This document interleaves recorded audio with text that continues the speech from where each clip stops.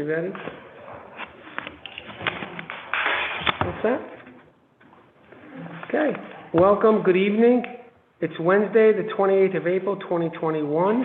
We're going to begin the Committee on Finance that's located in the City Council of Providence. We're going to begin this meeting. We'll do a roll call. Madam Clerk? Chairman Figliosi. Present. Vice Chairman Ryan. Present. Councilwoman Castillo. Present.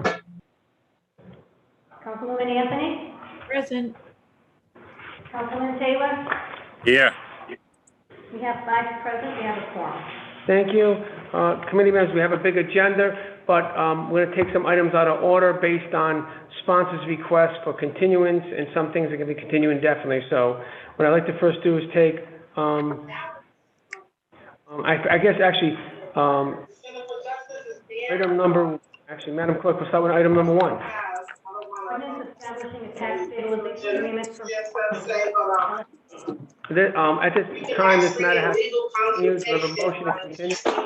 At 6 p.m. online for folks who have some kind of immune system or, Hang on. What you do is go to the panelists and just, there you go.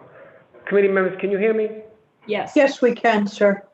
All right, so item number 1 is a matter that needs to be continued at this time. It's not Motion ready. to continue. Second. By majority, second by Councilman Taylor. Discussion, all in favor? Aye. Aye. Thank you. Next, items, is it 2, 3, and 4, continued indefinitely? Yes. All right, we need a motion to continue 2, 3, and 4 at this time, because they're not. So moved. Madam- Second.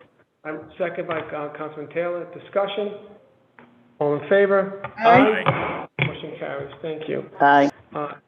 Thank you. Next item, if we could, we're going to jump to, items 10, 11, and 12, and 13, to continue at this time. The lead sponsor, wants to be able to speak on the matter and not available this evening. So moved. Motion Second. to that. Second. Councilman Taylor, discussion, all in favor? Aye. Next, items, actually 18, 19, 20 through 27, also per request of the sponsor to continue. He's the lead sponsor, so he can have a chance to speak on those matters. Continue those items. Second. Second. Discussion, all in favor? Aye. Aye. Thank you. Next item, motion to continue item 28 indefinitely. So moved. Second. Discussion, all in favor? Aye. Aye. Great, thank you. Next, item 29, a motion to continue item number 29 indefinitely. So moved. Second. Majority leader, second by Councilman Castillo and Taylor. Discussion, all in favor? Aye. Aye. Thank you.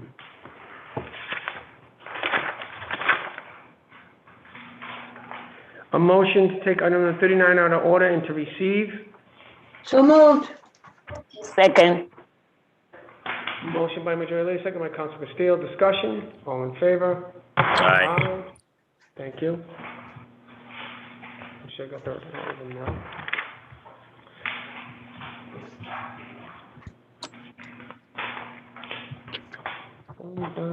Done. You just bear with me for 1 second.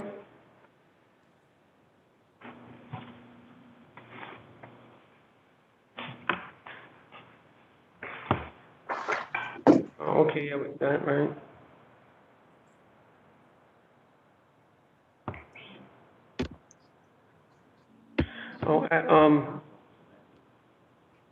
Motion to continue, actually, it's item number 14. Motion to take items 14, 16, and 17 out of order and to continue those matters. So moved. Wait a minute. Second. So Mr. Bolden. Taylor, discussion. Hold up. Chair, that's Hang on. Hang on, discussion, Councilman Anthony. Yes, I'm wondering why those are being continued.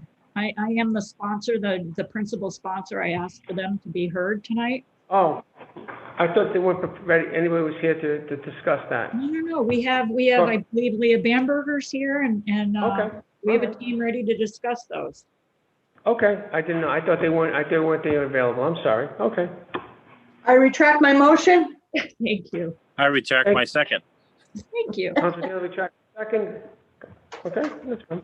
That's Um, on 16 Is and that- 17. But I think was it item 14 continued? No. Oh, they have the policy and the directions, okay, okay, I'm sorry, okay, great, all right. Okay, and I think we're, okay, so let's go back to the beginning, and let's go to the next item, I think, which is,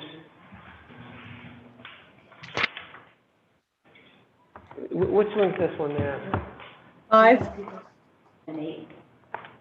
No, what's one, bear with me 1 second. Okay, it's 5, right? Next. 5. Okay, yeah. Madam Clerk, item number 5, right? What's that one? That's the one, that's the big one, the one that we, I believe the solicitor will be speaking on. Oh, is that the city solicitor one? Yeah. Six and seven, because you have people here. Oh, Six, no, is number 5 got to do with the changing the tax stabilization? yeah. Okay, so that's gonna be a bigger discussion, so I wanna get a couple other ones that are gonna be quick to get in and out. So can we go to, what's the next one, Madam Clerk? No. Can I make a recommendation? Are we not doing five? 7 and 8? You have people here for 7 and 8 to do a presentation. Okay. You also have people here for 16 and 17 to do a presentation. I don't know if it would be easier to have them make their Okay. presentation first. Yes, let's do that. Let's get them up now, all right, that's fine. So motion to take item number, which one, Madam? Number 7, out of order, and to hear it. So moved. Second. Second. Second discussion, all in favor? Aye. Item number 7, please. An ordinance establishing a tax stabilization agreement for 49 Westfield LLC.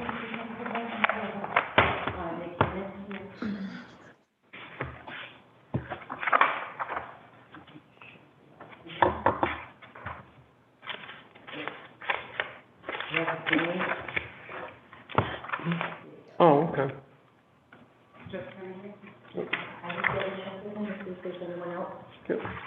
Mr. Heeman, can you hear us, sir? Yes, I can hear you. Great. Do you have anybody else who's going to speak on this matter? No, it's just me tonight. Okay, so could you just actually get sworn in and then refresh the committee and the council members' recollection on item number 7, please? Madam Clerk? Please raise your right hand. Do you swear the penalty and perjury that the testimony there is going to be the truth, the whole truth, and nothing but the truth to help you God? I do. Please state your name and where you're from, please. Nicholas Heemand. I'm the attorney for the applicant here, 49 Westfield LLC. Darrow Everett, 1 Turk's Head Place, Providence, Rhode Island. Home address 618 Pleasant Valley Parkway, Providence, Rhode Island. Madam Clerk, this matter has been heard in the public hearing, is that correct? That is correct. The answer is yes, That is thank you. correct. Mr. Heeman? Thank you. Also, to reflect that Kenny Chevron, City Solicitor, is present. Mr. Heeman, can you have a quick overview of this project? Mr. President, this matter, as you noted, has been heard in the public hearing. Also, we had a lengthy hearing here before the Council Finance Committee several weeks ago. What this is this is phase 1 of a 2-phase project. This particular phase is the redevelopment of an entire city block in the West End, encompassing a number of properties that will lead to 62 live-work units, 15,000 square feet of commercial space, which at the time we put it in would have been the city's first food hall. But now it will be in a race with Chris Marcella's development at the Old Capitol Grill to be the first food hall in the city. So we'll have 2 food halls. We'll see who gets there first. But it's a redevelopment of 12 vacant lots and putting them back to use. It's an $8.5 million project. It would create approximately 100 FTE construction jobs during the construction phase, with, I believe, 10 to 15 permanent jobs associated with the operation of the commercial space. That can fluctuate high or low depending on the success of the business in the commercial space, but really a win for the city in a lot of ways. This was a property that was not paying taxes at all for a period of time. I believe it had been taken by the PRA. Those members of the council who participate in the PRA would be familiar with this. Many people know it as the Klitzner site. It will restore the historic integrity of the mill building. But the average tax payment during the life of the TSA, if you average it all together, is about $130,000 a year. The current bill was $30,000 and it wasn't getting paid. The other thing that I think that's special about this particular development is this is the first phase.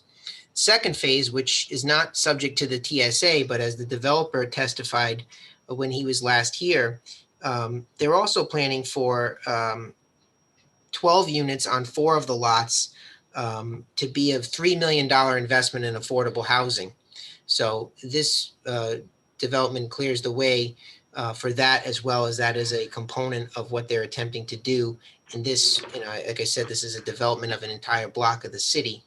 In addition to the traditional Parks Fund payments, they've also represented to the council that they have planned investment for the nearby park to do some reinvestment in the park, new play structures and things like that for kids in the neighborhood. This is the exact type of project that the tax stabilization program is meant to bring to the city, attract to the city, and make possible. And we hope that the committee would be able to support this here this evening. Any comments or questions by committee members? Councilwoman Anthony. Mr. Heeman, if you would remind me, is that an actual commitment to do affordable housing in the next phase? Do I have the right project? Yes, so I was here recently on 2 projects. Both of them kind of said the same thing, where I think you might be trying to discern between the Parade Street project, where they said it was their intent to look at affordable housing, and that's what they wanted to do. Mr. Manigo, and by the way, they mean what they say. Mr. Manigo was a little more certain in his plan, where he raised his hand before this committee and said, "This is what I'm going to do." So, I can't. It's not a term of the TSA that says, "Well, we're giving you a tax stabilization for these lots if you do this on those lots." But that certainly was a representation he made to this committee. Thank you for reminding me. Thank you, Mr. Chair, Mr. President. Thank you, Madam Councilwoman. That said, any other comments or questions by committee members, council members? Oh, Councilwoman Miller, I see her hand. Thank you, Mr. Chair. Just a quick question. Mr. Heeman, which park were they referring to as a nearby park for improvements? Councilwoman, I don't know that I know the precise name of the park. I know that we showed a photo of it in the presentation when we were discussing this. It's on Warren Street, I believe. Yeah. Okay, Yep. Thank you. It's right on the corner there. The name escapes me, but I know we brought it up when we were doing, when Mr. Manigo put on his PowerPoint presentation. Okay, thank you. All right, any other comments or questions? Motion to recommend approval. Do I have a second? Second. Thank you. And the city Discussion? welcomes the partnership. I don't know. Discussion. I just want to say, Mr. Heeman, I'm excited about this project. As someone who has helped shepherd practically every tax stabilization from the Providence Place Mall to the present one, and it's shown that it has been quite successful, this process, in which we're going to be putting, I believe Mr. Boldenelli presented how almost like $500 million worth of new taxes are going to be in the tax rolls. And these types of projects are really exciting for the city, especially considering where we are. I mean, we're just coming out of this pandemic. Hopefully people come out healthy and safe. And Meanwhile, your client's still willing to invest in the city of Providence. And by the way, take let's call it a very difficult site and turn it around. You know, that's remarkable. And that's a testament to, you know, the positive interaction the city has presented as a place to live and to raise a family and have a job, as well as that we're open for business and trying to encourage economic development. So it's a great project. I'm excited to see this. And my council colleagues should also. This is exciting. This type of building, the difficulty of these types of buildings to develop them and get them turned around is a monumental task. So, you know, kudos to your client and their tenacity and willingness to do it, because there's a lot of peril in these types of projects. So I just want to say I'm excited about it. It's a good thing for Providence, and it's a good thing for all of us. So, any other further discussion? No, Mr. All in President. favor? All in Aye. favor? Aye. All opposed? Motion carries. Thank you, Mr. Heeman. I think there's another one too, so I'm gonna get them out of the way. It's a motion to take another item out of order. Item number 8, out of order. So moved. Right? Second. The right one? All right, motion, majority makes that motion, second by Councilman Taylor. Discussion, all in favor? Aye. Aye. Mr. Heeman, I believe number 8 is yours also, is that correct? Yes, Mr. President, this is my matter. This is for the redevelopment of 311 and 321 Knight Street, as well as 1077 Westminster Street. This is another Federico Manigo project. If you can see the trend, he tends to stay on the west side of the city. This would be this is a project that has not yet had a public hearing. So I believe it's before you tonight to be referred out for a public hearing. We have submitted a PowerPoint presentation that we can give at the appropriate time after the public hearing or during the public hearing. I can tell you a little bit about it now if you want, or I can hold my. Yeah, what I'd like you to do is give us a little understanding of it, and then I'll make a motion for the committee to set up for a public hearing, but let us get a sense of what this is about, okay? Why don't you tell us? So this project's about $6.5 million. I've lived with this project, feels like forever. We were involved in the planning board approvals that the project has received for these 3 lots. Ultimately, it may include a 4th lot later on. He's not been able to secure that yet. There is some disputes between the seller and Mr. Manigo, but it could be even bigger than what it is now. But these are 3 Brownsfields lots. And for the council members who may have the PowerPoint presentation, it's that corner of Knight Street and Westminster. And what's there now is sort of a rundown auto body shop in a 13,000 square foot surface lot.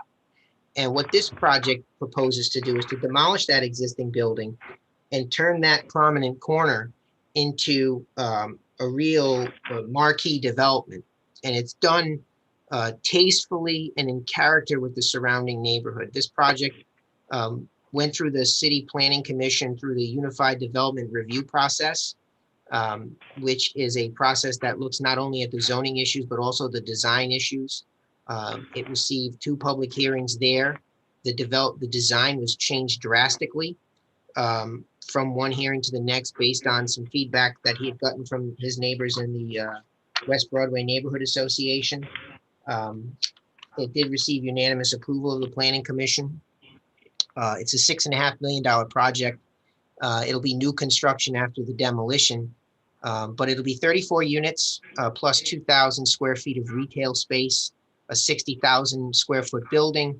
And also it takes the parking associated with it, 32 parking spots, and they will be indoor parking. So they will be screened from sight from the street. So really enhancing the look of the site and the walkability of the site.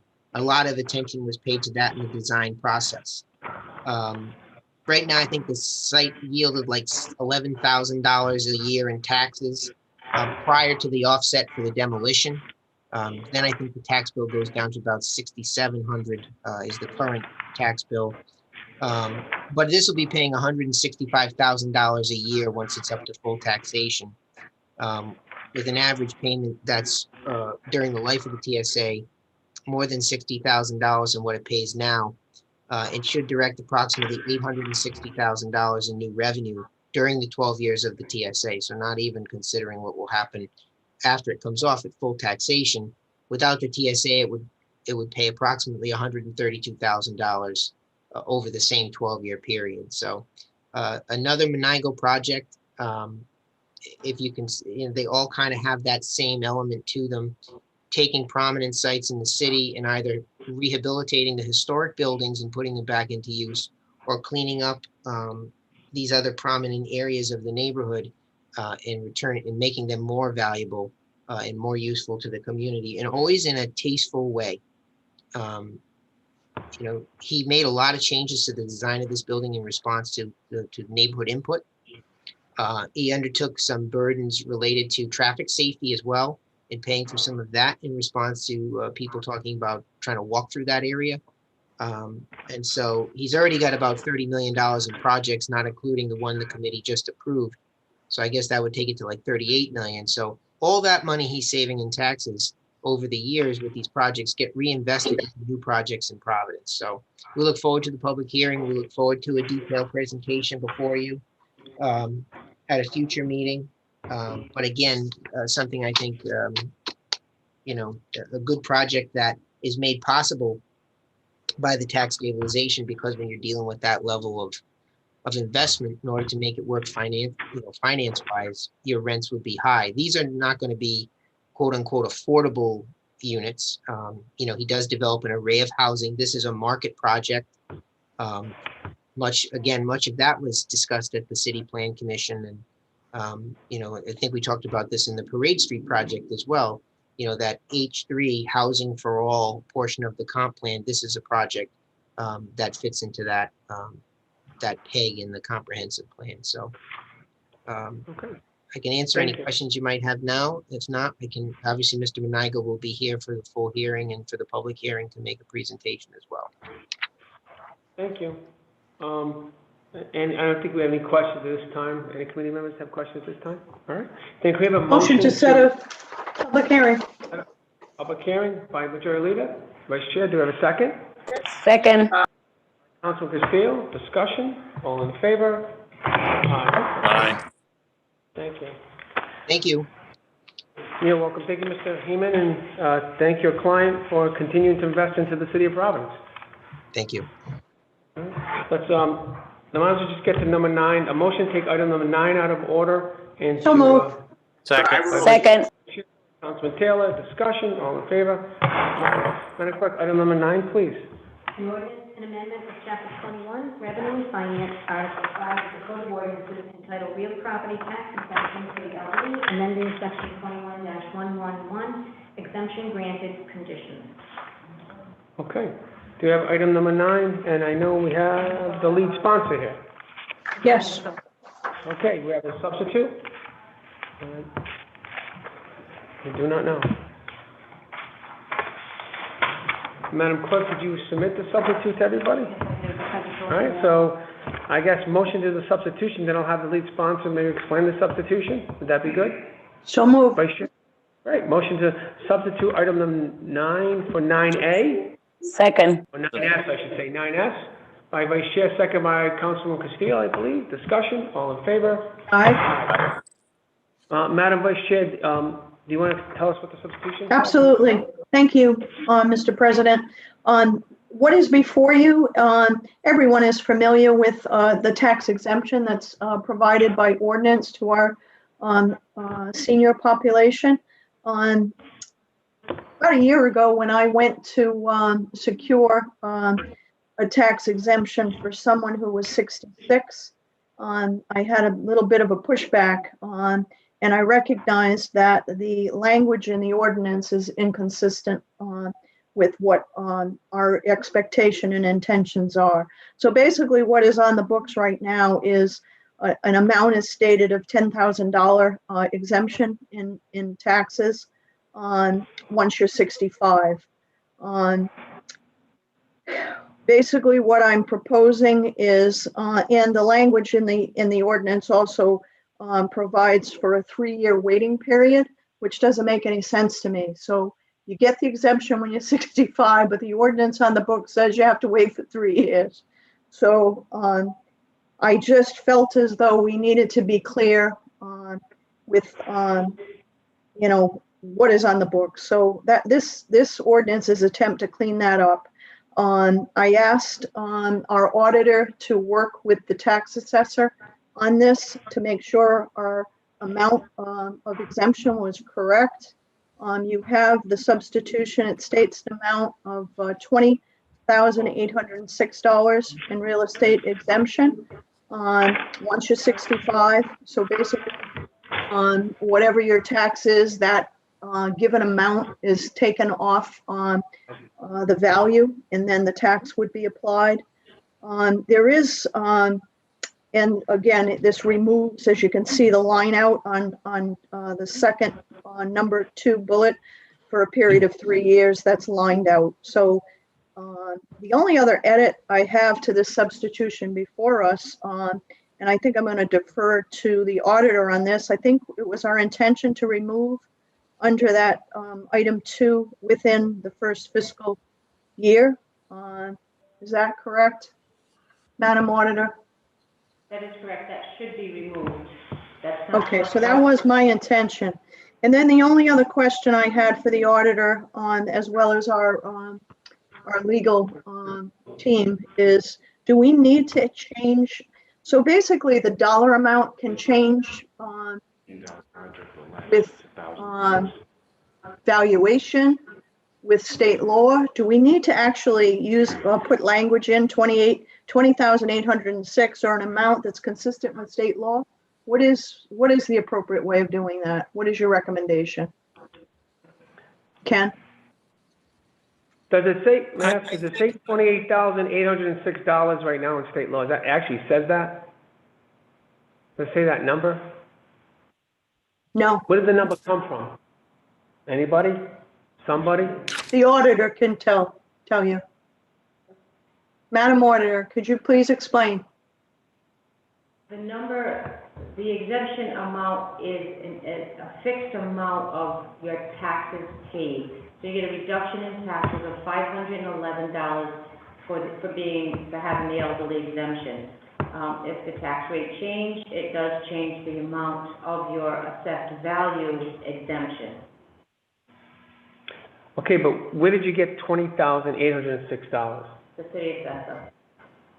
And where did they get that number from? It seems like an arbitrary number, right? It could be, in 50 cents. Mr. Mancini, can you enlighten us? So I think everybody likes the intention of this. Just trying to get the right amount. We want to make sure we're putting some arbitrary number in this, and it seems like no one seems to know. So Mr. Mancini gets sworn in, please explain. Please just write me, you swear that the testimony you heard, you have the testimony they're going to give us the truth and whole truth and nothing but the truth, so help you God? I do. Lawrence J. Mancini, Chief Financial Officer of the City of Providence. Good evening, Mr. President, Chairman, members of the committee. Madam Leader,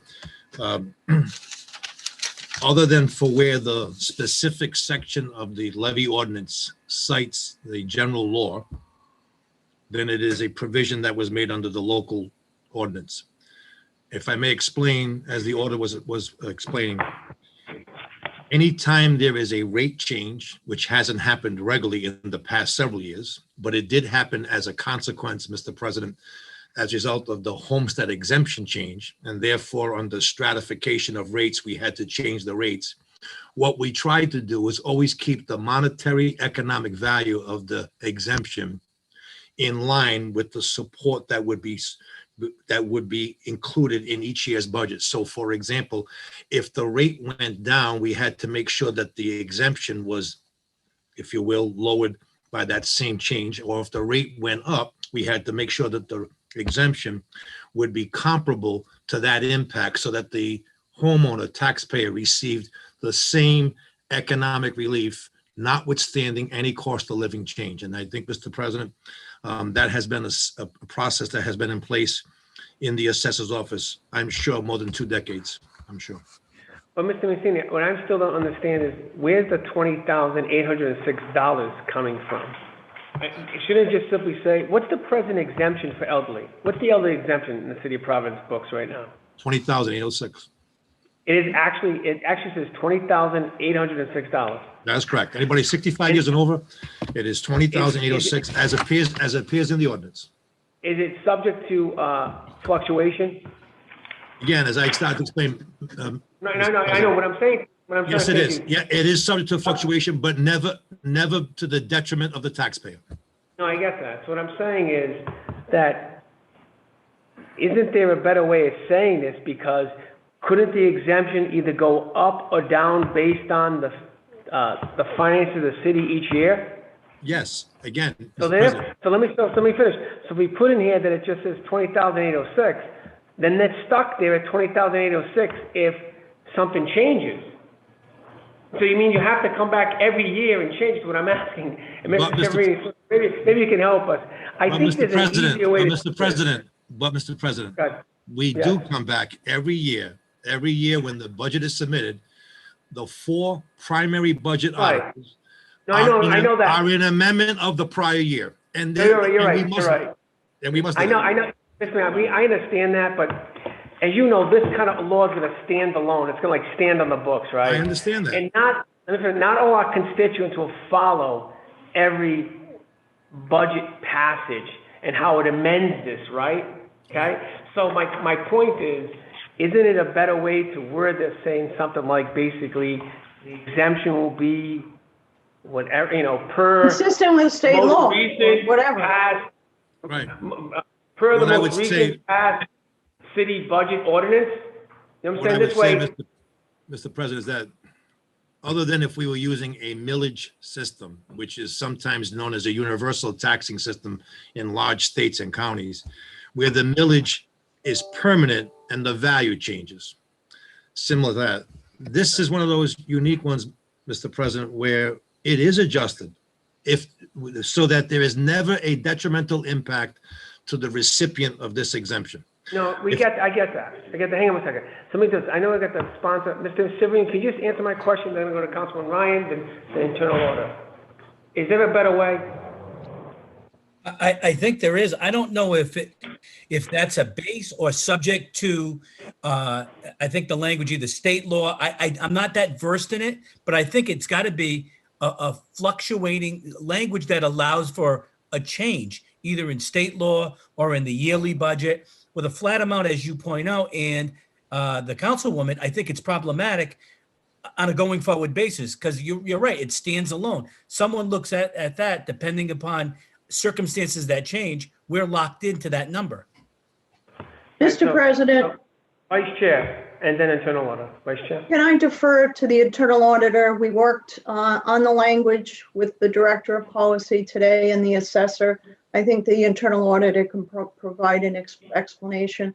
When I first presented this, I too approached it from the direction that you are. Why do we have to change it every year if the tax rate changes? That's how I approach this. My initiative is basically to make sure that whatever is on the books is consistent and relied upon going forward. Right. So what we have now is way off base, and that's my intention, to try to find some language that works. So may I ask the internal auditor, she had a lengthy discussion with the director of policy and the assessor. Ms. Costa. Go ahead, internal order. Yes, I did have a lengthy discussion, and we were trying to make it accurate to where we are today, but we would have to change it every year. Can I recommend we just eliminate the dollar value altogether, because the dollar value is identified in the appropriations ordinance? So just start this section with a real property exemption from taxation is granted to any person 65 years or older. This is not tied to a number. The focus of this was to make sure people who are a certain age get it sooner than later. So we Right. just eliminate the dollar value, because the dollar value is identified in the appropriation ordinance. I think that would resolve the issue that the majority leader was looking at. Very happy with that, Mr. President. Solicitor, does that solve the problem? Well done, Gina. Great job. Yes, I agree. I have no objection, Mr. President. All right, so now we're going to amend the substitution now, okay? So we need a motion to amend Can I make that motion, Mr. President? A motion to amend on the language in the first paragraph, basically striking the reference to the 20,806 on basically everything between A, the letter A, and real property. So just striking that, and also striking within the first fiscal year out of paragraph 2. Those are my 2 edits. Second. You have a question? So I'm saying, right now, it already is stricken out within first fiscal year, right? No, Right, you wanted it? No, mine says it. mine doesn't. Okay. All right, so, all right. Because we sent it and then we sent it again, so. Okay. All right, so just for the sake of it, so we'll just make sure. So the motion is to strike from, I'm gonna read it, A, $10,000, parentheses, $10,000, $20,806, parentheses, $20,806, right? Strike that completely, Madam Vice Chair, right? Yes. And then make sure you strike out for a period of 3 years next to prior filing of the application for tax exemption within the first fiscal year, correct? Okay. So we just make sure we get it clean, all right, okay. Do I have a second? Hang on 1 second. Chief Mancini's got his hand raised, Mr. President. I'm sorry. I know, 1 second. Yep. Second by Councilman Taylor, discussion, Mr. Mancini.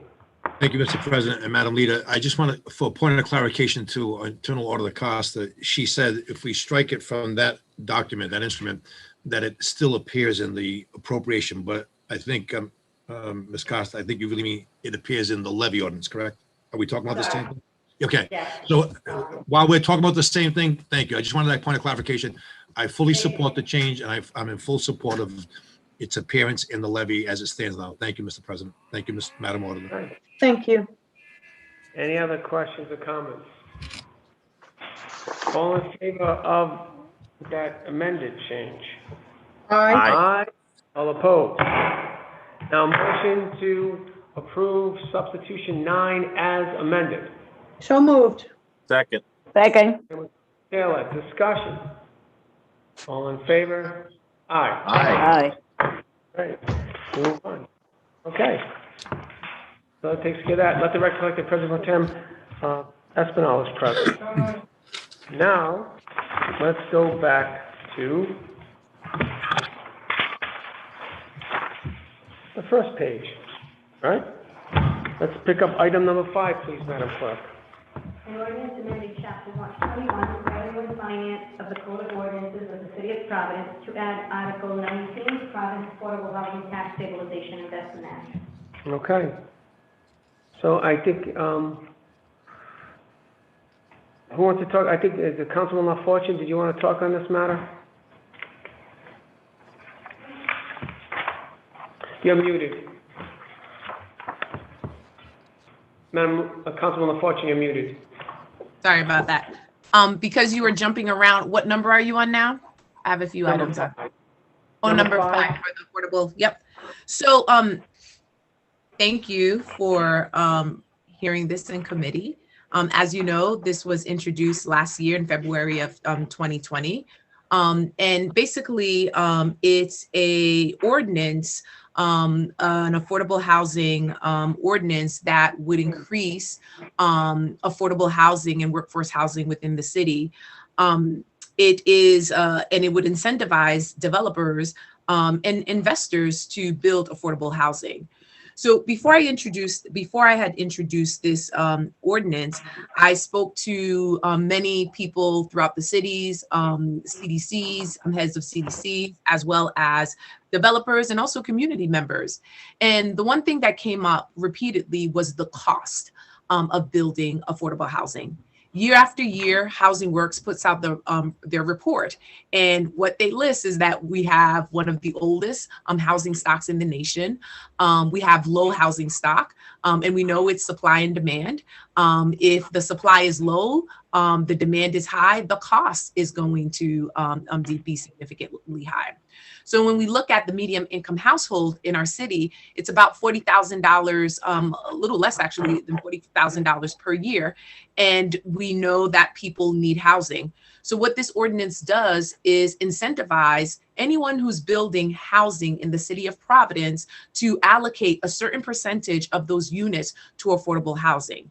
Yes, we have the Housing Trust Fund, which is wonderful because we can allocate some funding into that that particular fund to build housing, but it takes time for us to build the amount in there and to address the housing crisis that we're dealing with. We do need a strategy that includes multiple approaches. And so this is one of many approaches to increase the number of housing units within our city. And also,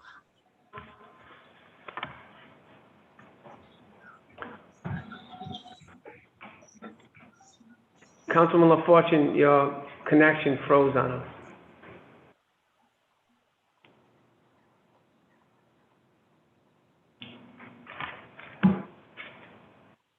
Why don't we give a moment? Developers to allocate to build affordable housing units within their development.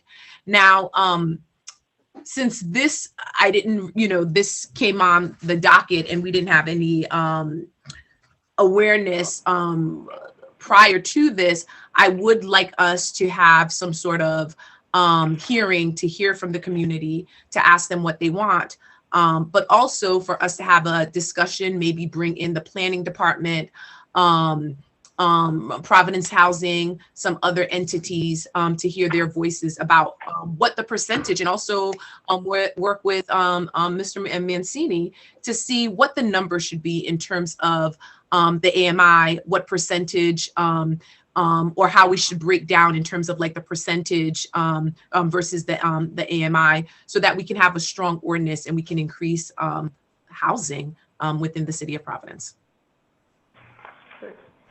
So, Councilman, you're looking to maybe to schedule a public hearing on this matter? That sounds right? Absolutely, yes. Okay, good, all right.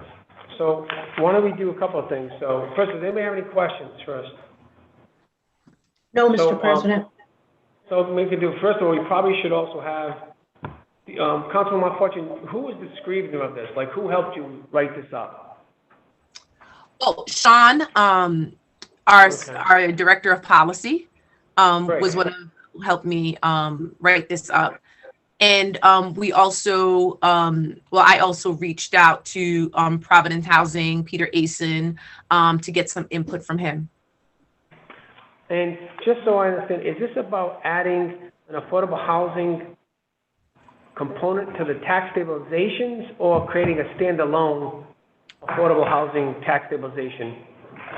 Well, that's something that I'm open to discuss because, one, we can have a completely standalone housing, which would make it a bit cleaner to have something that's standalone that focuses strictly on housing. Yeah. Because we don't, the problem is that with the TSAs, a lot of times when you see the type of TSAs requests that are coming in and the way the ordinance, the TSA ordinance is written, it's really for commercial type of investments and not necessarily for housing investments. And so I do think if we want to increase housing in the city, we want to increase workforce and affordable housing, we should have a standalone tax stabilization agreement dedicated to housing.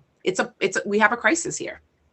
So that seems to be a cleaner path. I agree with you on that. Mm-hmm. To have a standalone affordable housing tax stabilization program, and it's cleaner. The developer understands what it is. Everybody understands what the rules of engagement are. I think that's a capital idea. And what's before us, it mixes both together a little bit, right? That's what I'm gathering. What I see before me. Is that correct? Right now. Correct. Yes. So you have a willingness to maybe kind of separate and create a standalone one. That sounds like where you want to go, potentially, I should say. I don't want to put words in your mouth. Absolutely. And this does take the direction of being a standalone. There are definitely some components that are similar, many components that are similar to the TSA that's already in the books. But we can further, separate it from what already stands. That sounds like a great idea. So why don't we do two things, committee? Why don't we make a motion to continue to have, we should have Sean Bouchard come before the committee and Yes. whoever else, and then also have a motion to schedule for public hearing. So we can do two things at the same time. It doesn't have to happen the same night, but you have two events already pre-scheduled. So what I'd like to ask is maybe a motion to schedule a public hearing on the idea of creating an affordable housing tax stabilization program.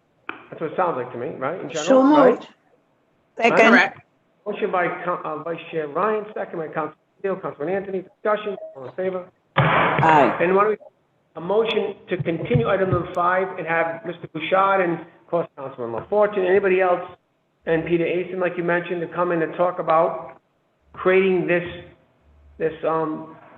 new type of ordinance, this new type of act. Is there a motion for that? So moved. By Vice Chair, second by Councilman Anthony. Discussion? Councilman Taylor, discussion? All in favor? Aye. Okay.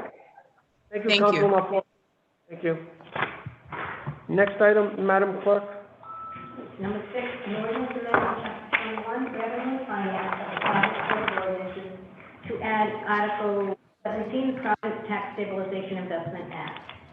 Okay, and who's here on this matter? Is it Mr. Mancini, Mr. Cheverini? Also to reflect that Councilman Gunkov is present, by the way.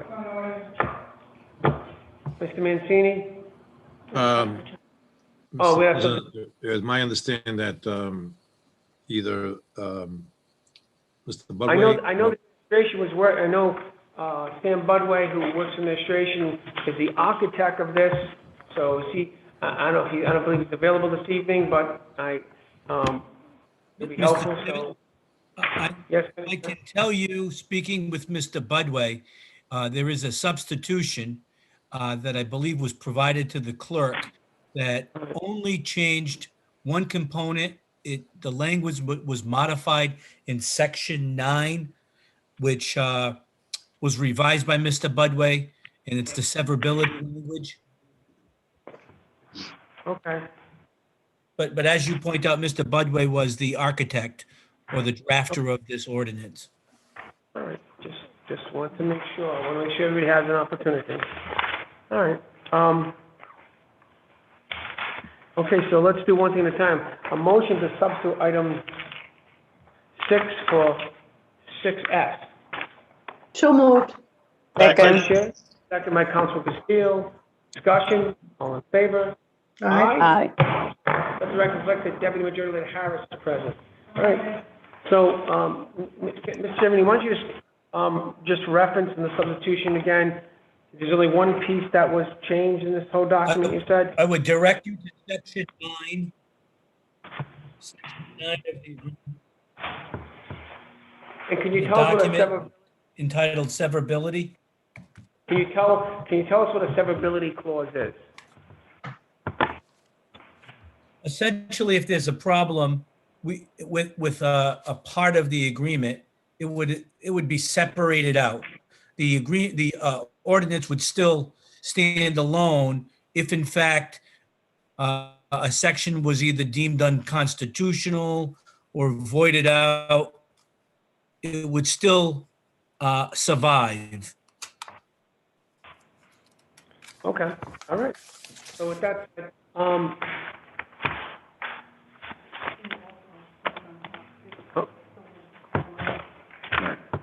okay, also, the clerk also referenced, I guess, in the same page, instead of an annual progress report, it was a monthly progress report. That's the other change.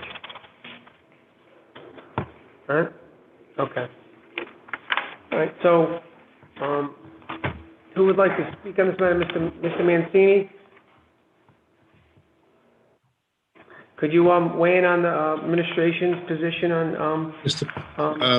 President, with due respect, I don't think the administration was the author or initiator of the document, so I'm not sufficiently briefed to discuss that, and I would have to either defer at the time, for the time being, or I would certainly rely on Mr. Budway's knowledge of this, and I apologize that he's not available this evening. I wasn't aware of that.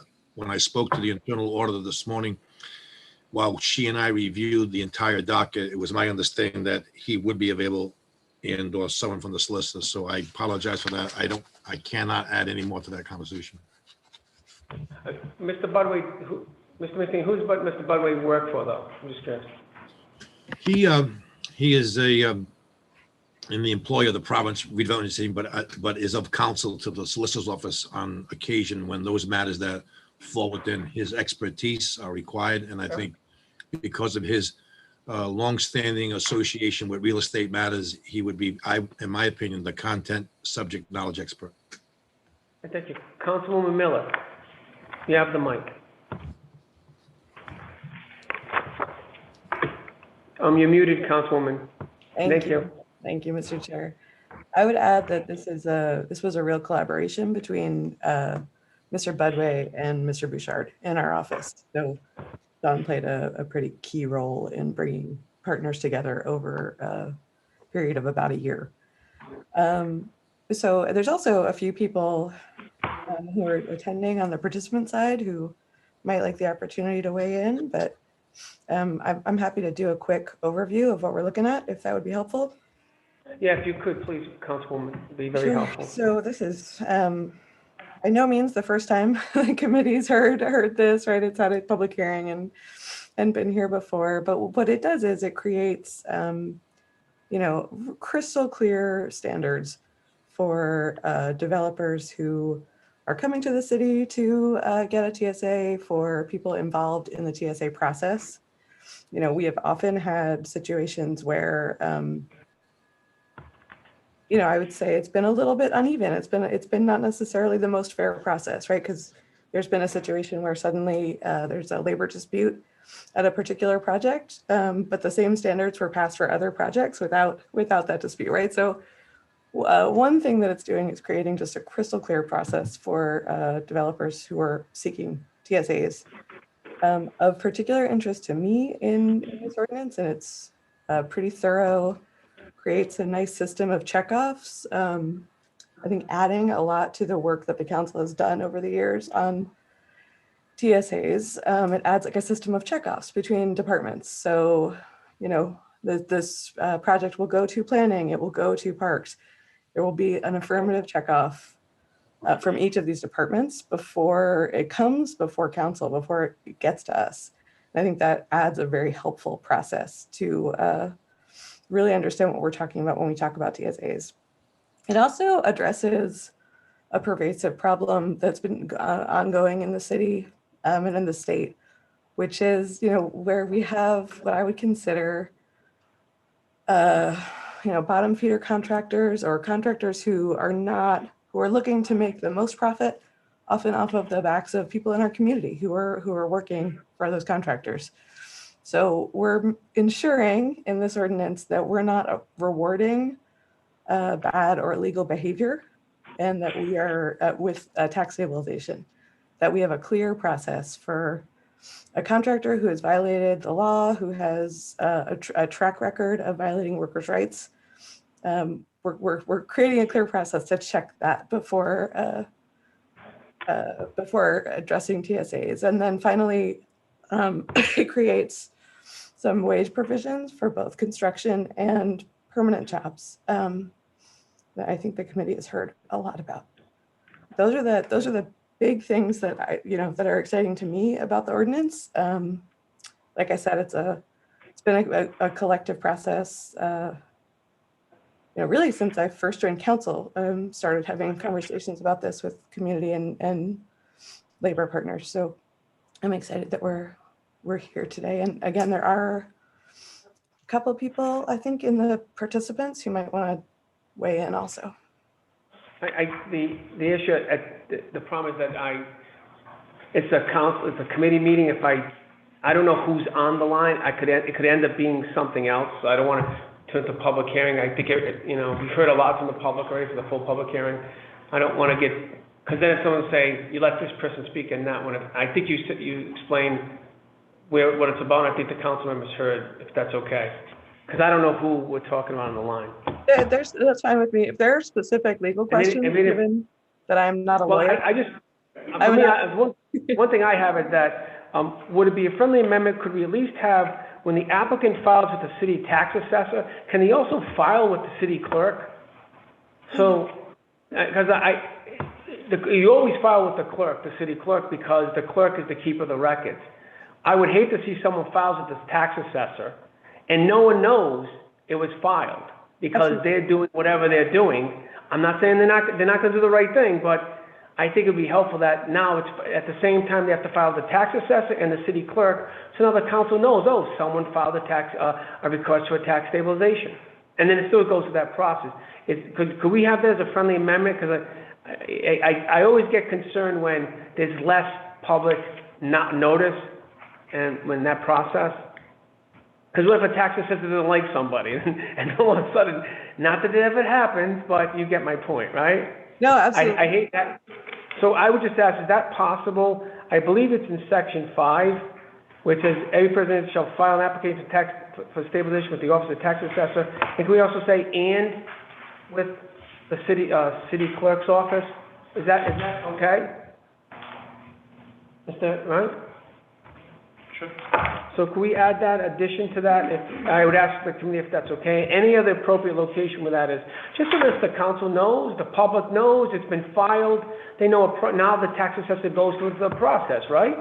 Which I think is outlined in this piece. So could we have a motion to that? So moved. So moved. Motion by Vice Chair, second by Councilwoman Castillo, is that right? Or Councilman Taylor? All right. Discussion? All in favor? Aye. Madam Clerk, Aye. it's in section 5. After it says with the Office of City Tax Assessor, then you add and the Providence City Clerk's Office, right? Okay. All right, great. Councilwoman Anthony, you have the mic.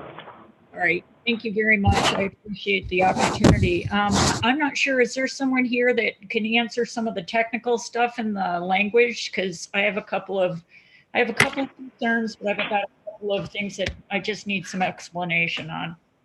I don't know if Sean Bouchard is present or anyone. Is Sean Bouchard available? I think. Councilwoman Miller has her hand up. I'm sorry. No, that's okay. Thanks, Mr. Chair. So I would say, Mr. Chair, if you're willing, there is a lawyer on the line who helped, because Gregory, who helped write the process. Who's the person, Councilwoman Miller? Gregory Mancini is on the line as a participant. So between him and I, we should be able to answer technical questions. Perfect. That's great. On the top, I see Greg Mancini. That's great. That'll be very helpful. Mr. Mancini, can you hear us, sir? Mr. Mancini, you're muted. Hello, Mr. Chairman. Thanks for having me. Thank you, Mr. Mancini. Madam Clerk, can you please swear Mr. Mancini in? And then, Councilman Anthony, you have the mic to ask your questions, and hopefully Mr. Mancini and Councilman Miller can answer them. Swear him in, Madam Clerk? Please raise your right hand. You swear on the penalty of perjury that the testimony that you're about to give is the truth, the whole truth, and nothing but the truth, so help you God. Yes, it is. Please state your name and where you're from, sir. Gregory Mancini from North Kingstown. Thank you. Thank you. Councilman Anthony, you have the mic. So I have questions on C through 6G, where it starts these paragraphs saying, where found applicable. I'm just wondering in what instances those provisions would be inapplicable. Okay. I apologize, Councilman Anthony, I didn't hear the section. I apologize. What was the section? 6C through 6G. Okay, thank you. 6E Okay, good. Mr. Man, As in cat. I'm just Okay. wondering, it says Oh. where found to be applicable. It's just me not knowing when it wouldn't be applicable. Mr. Mancini? Yes, I'm reading it right now. I apologize. You know, the MBE, WBE, First Source, Equal Employment, and by Providence Initiative, where found to be applicable. I'm just wondering why that provision's in there. I just, Um,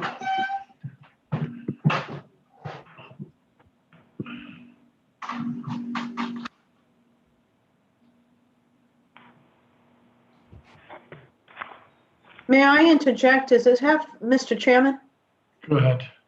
Vice Chair? does it have to do with the size of the TSA? That's exactly what I was going to say, because I think it's applicable to categories 2, 3, and 4, not 1, I believe. That's exactly what it is, Councilwoman. The small sized TSAs don't have those additional requirements. my next question is, I find 6L, the Affordable Housing Trust section, to be entirely confusing and not really, I don't understand it as it's written. So if somebody could explain to me that section, specifically how that works, that would be helpful. Councilwoman, I did not write that. I believe that came from the city. So I can't opine on that. I just find the affordable, I mean, that is a very confusing section, and I think it's an important section. So, you know, if Mr. it's Mancini? here, I Mr. think. Mancini, are you on the line? Yes. Could you please read section 6L, Affordable Housing Trust? It did come from the city side. Maybe you can at least decipher in your finance background, maybe you can help us understand this a little better. I'd be happy to. If Mr. Gregory Mancini, in full disclosure, we are not related, but I know him well, and I certainly know his credentials are impeccable, Mr. President. So with due respect, Mr. Mancini, if you'd be kind enough to read for me what that language is, I'd be happy to do my best to interpret it. Sure. Pursuant to the City of Providence Ordinance Chapter 2019-91, number 355, and notwithstanding the inclusion of this provision, the city tax collector is hereby directed to transfer and deposit 10% of all funds collected annually pursuant to an agreement form pursuant to this sub-article. Should any provision created pursuant to this subsection be determined to be in conflict with the trust ordinance, the terms of the trust ordinance shall prevail. So, Mr. President, Madam Leader, and Madam Councilman Anthony, just recently, the PRA, working through their own ability as well as the city's enhanced credit ability, closed on a $25 million special obligation bond. And it was called special obligation because it was meant to, and it has in fact done so, assist with the immediate funding of the Providence Housing Trust. So on a $25 million bond issue, I see Lita Ryan smiling because she was instrumental in the very initial idea behind the set aside of up to 10% of tax stabilization tax revenue as we received it under a graduating annual year-over-year basis. At that time, Mr. President, Chairman, if you will, it was thought that it would be about 1.3 million would be dedicated on an annual basis. Because the market rate conditions were so extremely favorable to the city, I had, in my capacity as the CFO, authorized up to a 25% increase in that commitment if we could secure greater funding. At one time, it was only going to be 18 million. With that said, we were able to grow it from 18 million to 25 million by merely increasing that commitment from 1.3 million to 1.9 million, which I thought, in my opinion, and I've discussed it with administration and council affiliates, that it would be beneficial to the city because there'd be no time like the present to borrow and have an immediate impact by having those funds deposited to the housing trust, which they were, net of cost of issuance, 24,750,000 are now sitting in the escrow account with the Providence Housing Trust for market rate and affordable rate housing development, basically known as developer or gap financing, where such financing or revolving financing is necessary. It has already been determined that it'll be included as part of our debt service line, but the dedication of that revenue stream from the TSAs will accomplish that task. And so I'm pleased to report to the council that that provision that Mr. Mancini just read is accomplished now as a permanent part of the city budget going forward. The funds have already been secured. There will be no annual deposit to the housing trust. Instead, it'll be an annual payment on the debt service that created an immediate deposit to the housing trust. And I hope that answers the question. Okay, I kind of. Councilman Anthony, did I answer your question? Not really, I'm sorry. I appreciate that whole explanation. I still can't quite reconcile that with the language in section 6L, but maybe. So the language, as I understand, Madam Councilman Anthony, is that a provision in that language says that there will be a dedicated revenue stream associated with tax stabilization tax revenue to be used and deposited annually into the housing trust, to be used for the very same mission of affordable housing assistance to developers. We have in fact taken that same theory and instead will now use it rather than an annual deposit. It will be used to pay the debt service on an immediate deposit that now totals $24,750,000. Okay. And those funds are now immediately available for that program. So the city tax collector is hereby directed to transfer and deposit 10% of all funds collected annually pursuant to an agreement form pursuant to the sub-article. That makes no sense at all, the way that's. Well, because the tax collection of the TSAs is under the tax collector's purview as tax collector.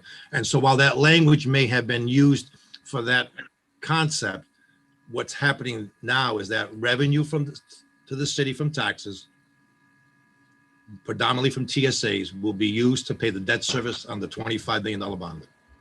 That would be. So, Mr. Mancini, if someone pays $100,000 in taxes from a tax stabilization for a fiscal year, 10% of that, which would be what? 10,000. 10,000, right? Would go to the Affordable Housing Trust, and the city would then get the other 90,000 and put it into their coffers. No, Mr. Chairman, Mr. President, that would have been the intention had we not borrowed, but the conditions prevailing in today's. No, but I'm saying what this says. But is that what this says? Does it? No? Okay. So this is. I thought that says taking 10% out of every annual tax stabilization payment, and then goes into the Affordable Housing Trust. Isn't that what it says? And then, of course, someone, and I agree with Councilman Anthony, someone put a little legalese in there. I don't know, kind of went a little, pursuant to an agreement form pursuant to the sub-article, so I see what you're actually saying. So I think, Councilman Anthony, is that, am I on the same track with you on that? Is that what you think? Is that what you think that says? I just don't think it's well written, and it's certainly not clear. And if we're looking to have something that sets forth this process clearly, I would hope that would be cleared up. Mr. President, if I may, and Madam Councilwoman, I would highly recommend that in light of the most recent events of us, in fact, securing this immediate funding with the understanding that the city will now pay the debt service in support of that immediate funding, that I would ask that Mr. Budway, as is executive director of the Providence Redevelopment Agency, review that matter in light of that to make sure that that language now either requires it to be consistent or change it or eliminate it altogether. Because we have already conducted the appropriate business of having a $25 million bond issue. The funds are now available for the express purpose of the housing trust, and they will be available. They are presently there. Councilman Anthony, you have the mic. Yes, I think that makes sense to have that amended or reviewed by. And I'm sure he'd be happy to do that, Madam Councilman, because he and I were principally associated with the bond issue that just closed. Because it's a PRA issue, certainly it was under their auspices and jurisdiction, but it was based upon the city's ability to conduct a bond sale. Okay. Thank you so much, Mr. Mancini. Thank you. And Mr. Mancini. Thank you both. Councilman Anthony, do you have any follow-up questions at this time? No, I have some follow-up concerns. So I'm just going to talk about some of the concerns because this is something we've all spent a lot of time on, and I really appreciate the opportunity to participate in this discussion. My concern on the section 6M on the prevailing wage, I'm trying to figure out how this requirement will impact our small businesses and minority and women-owned businesses. I'm worried that there may be an unintended consequence of making those businesses less competitive. And I would hate for them to be at all adversely affected when they go to compete and to bid on these projects. So I'm really, really concerned about that. I'm really concerned about section 6N because the post-construction jobs, I have no idea how that's going to be enforced. I mean, there's so many different scenarios that I can think of, when the properties are finished and they're either condominiums or subdivided or certain different owners, how are we ever going to enforce that provision? So I'm really concerned about that. I think there should be, if there's a requirement that every single department handle these matters in a timely manner, I'm wondering under section 5E, why there wouldn't be a time frame set by which the city council has to review and have their review complete, because it seems to me that there are other, if everybody is under a time constraint, why aren't we? Basically, I mean, because it gets all through these various steps in a very clear, succinct manner, but then stops. There's no time frame on the council review, and I think there should be. And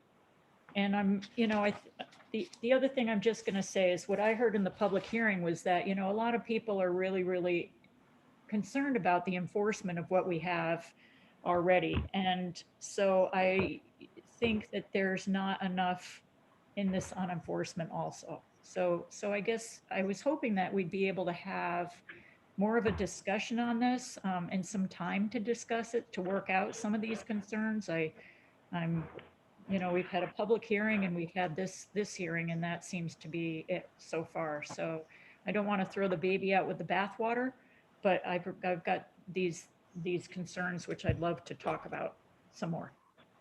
Mr. Mancini, do you want to reply? And then I think I had Vice Chair Ryan, then we had Councilman Miller, and then Councilman LaFortune. Mr. Mancini? Yes, thank you. So the issue of prevailing wage, that levels the playing field in that it doesn't create an advantage or a disadvantage for any particular contractor, small or large. It sets the floor for wages paid. But what was really being taken advantage of, and the reason why this ordinance has come to be, is because of the workers on these projects. There's one particular project that is, regularly misclassified their workers, and the Department of Labor and Training came in there at least 3 or 4 times, and they were misclassifying their workers. And so I think the workers who work in these projects are not getting the benefits that are being inured to the developers on these projects. That's the whole reason for Councilman Anthony? Mr. Mancini, I certainly understand. I appreciate you being available to answer the specific questions, but I'm just concerned about we have had a public hearing on this, and I don't think, while I appreciate those are my concerns, but I didn't think that you would be here to address those concerns because you did draft this ordinance, and I'm just wondering, why it would be that you would be allowed to speak on those issues. I think it's a matter for the chairman. I was Councilman Vice Chair Ryan. Councilman Miller, Councilman Anthony, do you have a further question? No, I have no specific questions, no. Okay, No further. okay, great. Thank you.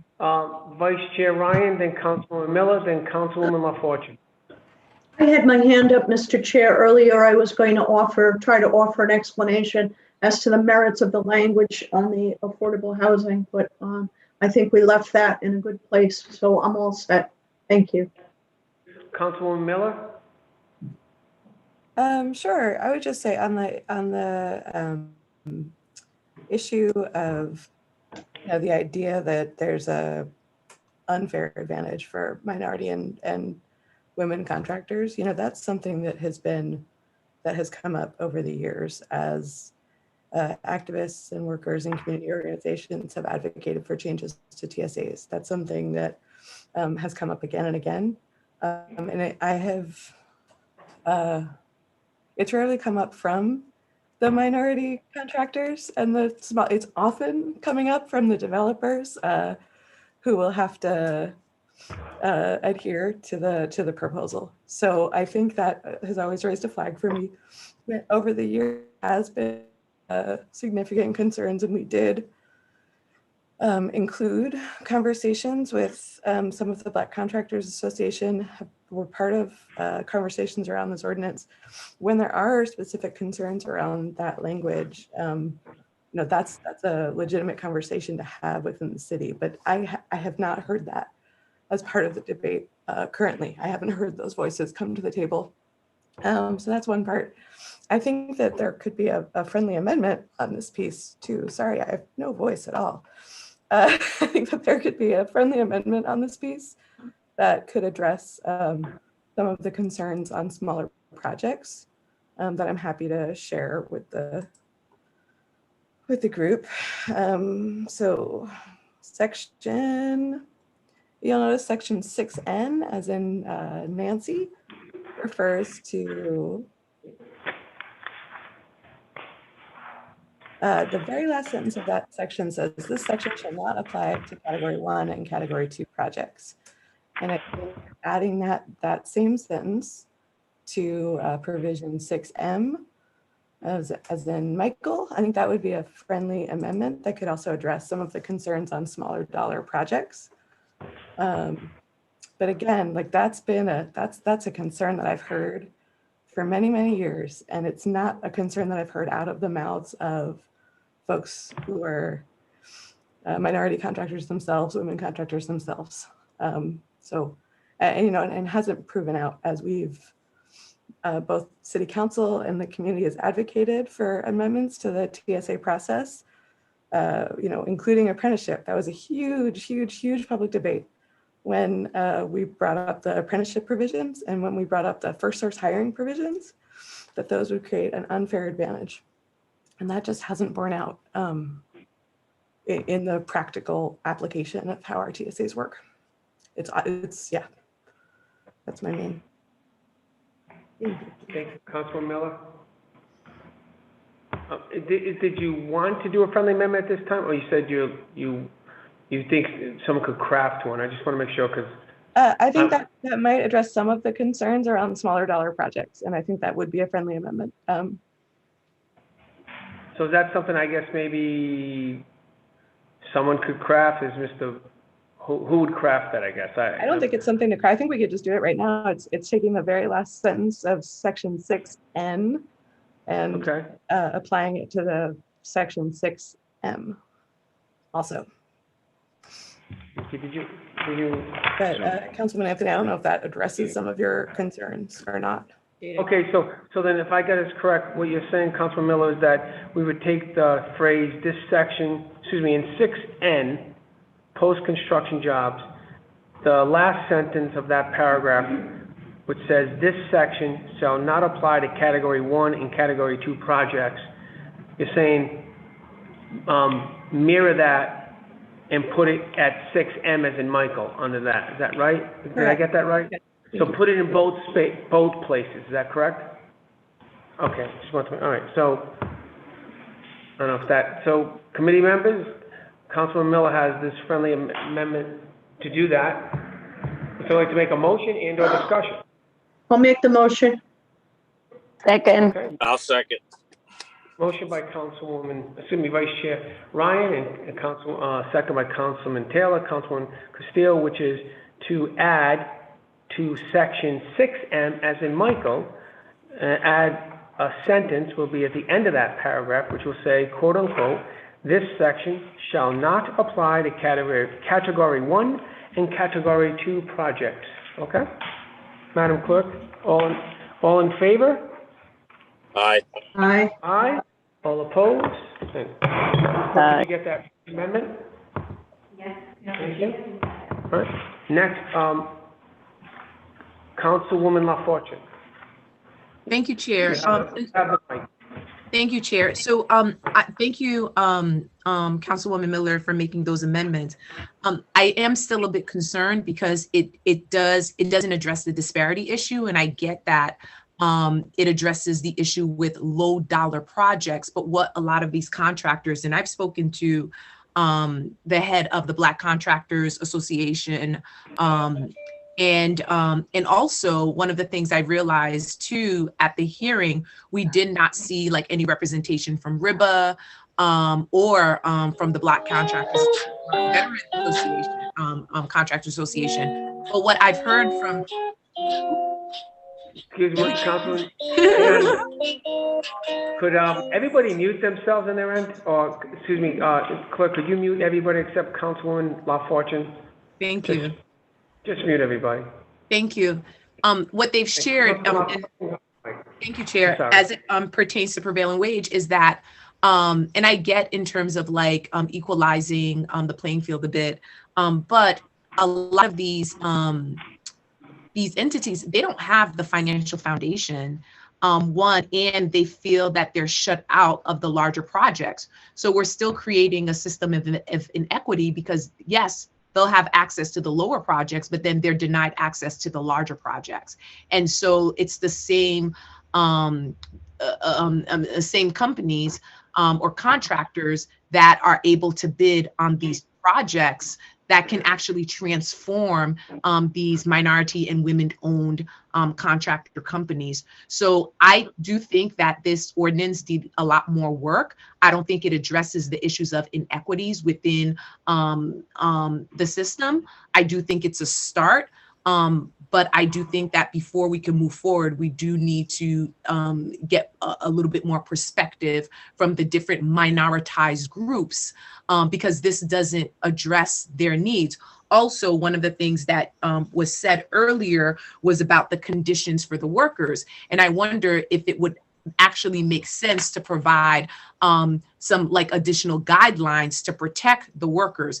I just fear that we're going to further shut out communities of color. And we live in a city, right, where the minority is the majority.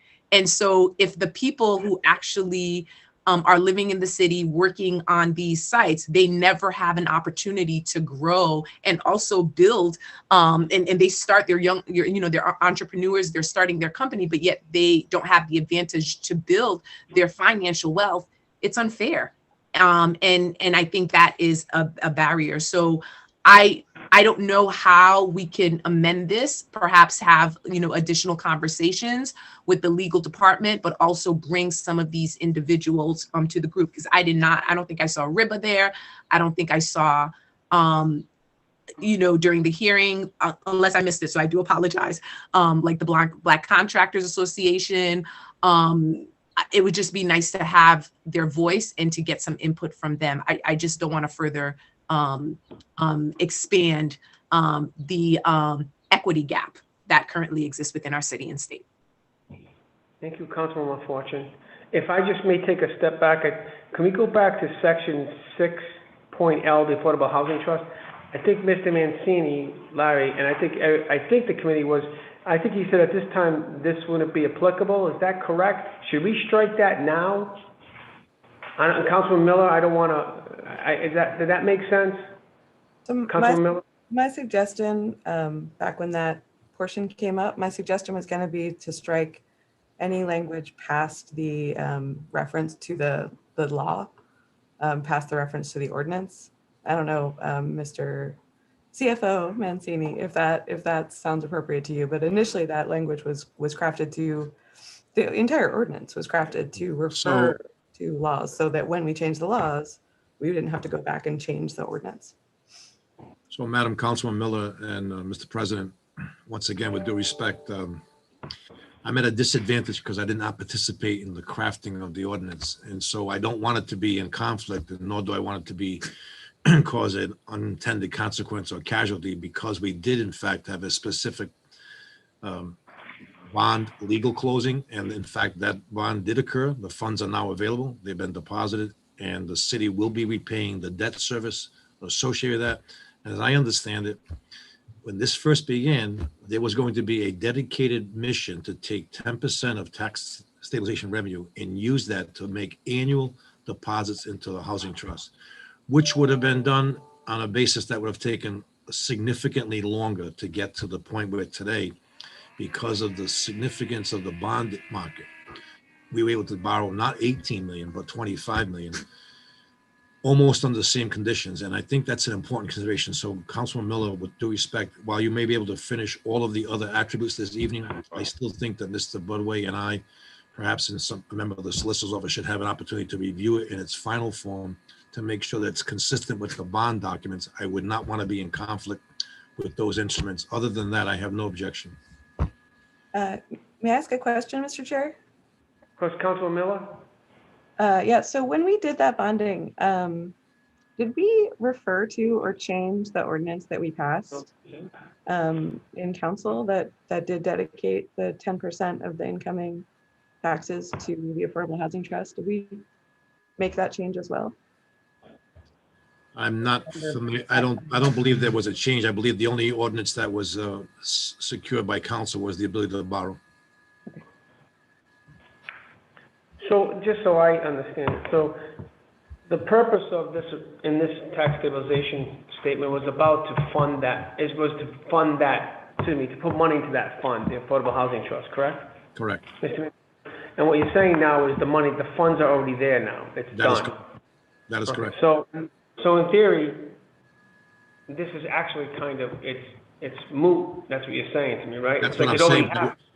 But I would like to have the privilege of discussing that with Mr. Budway, who acted as counsel to the PRA, and of course myself minimally, to look at the instrument and make certain that it's not in conflict with what has already occurred for the same beneficial interest.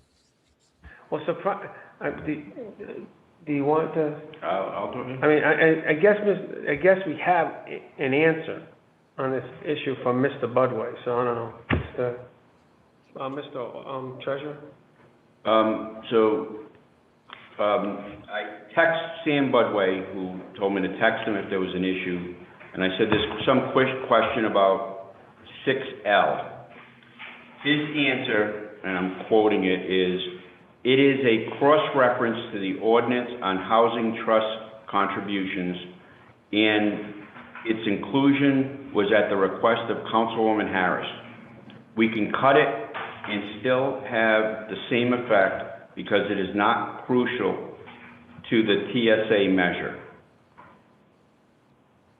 Mr. Chairman, Councilman Anthony. is there any reason we can't continue? Could I make a motion to continue so that we can get an answer on this? Because it's just, I mean, Mr. Mancini's asking for some time. Councilman, can I ask you just to hold off on the motion first and just make sure if there are other issues in this document that if there are other questions other people have, and then if the committee wants to continue, at least now we have a whole host of questions to get answered. Could I prevail upon you just to wait for one moment? So it seems, just for the sake of conversation, 6L we have question marks on. Is that correct? Yes. Right? Okay. Whether we strike it or not to strike it or otherwise. Okay. Hello? Councilman Miller. Hello? I'm sorry. Someone speaking? Okay. Mr. Mancini, did you say something, sir? Oh, sir, I thought I was getting a message. I'm sorry. Okay.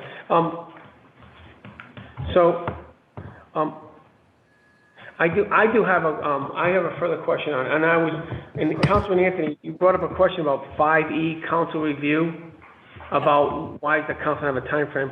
And I'm just going to go from my perspective, because I'm so pro-council, is that my mind, first of all, the purview of tax stabilization is all in the council's authority. It's a state legislation. That's our exclusive taxing authority.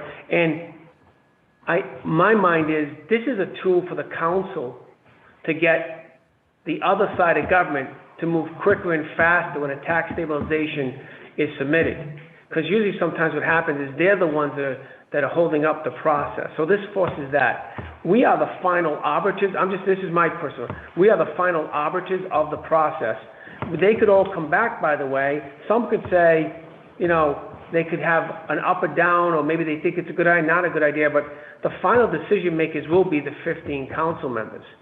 So I don't necessarily know if you have to put a time frame, but we have to make sure that if we do put a time frame, it doesn't say if you don't fulfill the time frame, it can't be like an automatic approval. It's got to be like it doesn't happen. That's all I'm saying. I would hate to be in a place where the council doesn't have the full ability to do their proper vetting. That's my, you got a valid point there. I'm just saying, I would look to my council colleagues to be aware that you don't want to not have the opportunity to have a full vetting, but it's also, you want to make sure the city departments move quicker and faster so it can get to you. That's all I'm saying. Because it looks like the process is, it's going to go all the city departments first, and then it's going to be given to the council for vetting and approval or amendment or rejection. So that's why I'm reading this. And Councilman Miller, am I reading the process right? That is correct. Yeah. Okay. So I'm just saying, I'm not saying we can't look at that, but that's something that I would be concerned with. I would just want to not make sure we don't pigeonhole the council to a point where it can't get its job done and how it wants to handle it. Because tax stabilization is clearly, by the way, is a serious business, right? And we are giving someone a potential developer benefit. In return, the city gains a greater benefit, hopefully a new development, a new property put back online, an old property rehab. I mean, it's an economic development tool, right? That's what this is about. And we're just trying to get the most out of it when we do grant such let's call it as an opportunity to a developer, right? So that's something you mentioned. I just want to just voice my concerns on that issue. Are there any other, Councilman Miller, you have your hand up? Yes, Mr. Chair. I'd love to speak briefly on the MBEWB conversation that we started also. Yes, please. So one of the strengths of this ordinance is that it does refer to these other pieces of city law. So I think we need to fundamentally, I would love for us to take up and consider strengthening the first source ordinance. I think it's been a long time since that ordinance was doing everything it was meant to in the city of Providence. I think the same is true for our MBEW guidelines. When that particular ordinance was written, we did not, the state, I'm gonna get this wrong, the state had done something that it needed to do in order for us to make our ordinance legally binding. So when that ordinance was first written, they were written as goals. So I think there's a role that the city can play in strengthening MBE, WBE contracting, in making sure that they have an equitable participation in these TSA projects. I think for me, that's a separate issue of whether or not all of the workers who are working on these projects get a decent wage. But it is an issue that is dear to my heart and something that I would very much want to lift up and take up. But it's something that we can do without changing the intent of we can do because the ordinance itself refers to the MBEWB ordinance, and because the ordinance refers to the first source ordinance, we can go back and we can make those changes and figure out, the real ways to have that be effective for the residents and the small businesses in our city, and without having to change this ordinance as well. Just a side note, and I would ask Kenny Chevrini, I know up in the State House right now is pending a bill to remove women as part of the disadvantaged enterprises. I don't know if people know that. And to identify them as no longer disadvantaged group to be a WBE. I don't know if people know that. It's actually up there and it's being discussed as we speak. And I don't want to, and the sponsor, I'm kind of surprised it's a sponsor, but I'll leave it at that. I don't want to get into that, but I thought I was wondering, if the State House removes women as a WBE, what does that mean to us down here? And I think, Mr. Chevron, I'd ask you to kind of have the city solicitor's office follow that law, because I'm surprised it was submitted, and it's having hearings and discussions and all this stuff. And so actually it was submitted by a female, which I don't understand. I don't. So I was wondering about that. Just a side note. So with that, where are we with this, committee members? you know, I'm going to, Councilman Anthony, you have, Councilman Anthony? Motion to continue this matter. So We Councilman can have some Anthony, clarity on some of these issues. so Councilman Anthony has made that. Do we have a second? Do we have a second? Do we have a second? Okay. Second. Did I hear a second by Councilman Castillo? Is that correct? Don't want to Yes. misstate. Okay. So Councilman Anthony made the motion to continue to address the outstanding issues we brought up in the committee meeting. Is that correct, Councilman Anthony? I want to make sure I got it right. Yes. And have further discussion. Councilman Castillo, seconded. Discussion.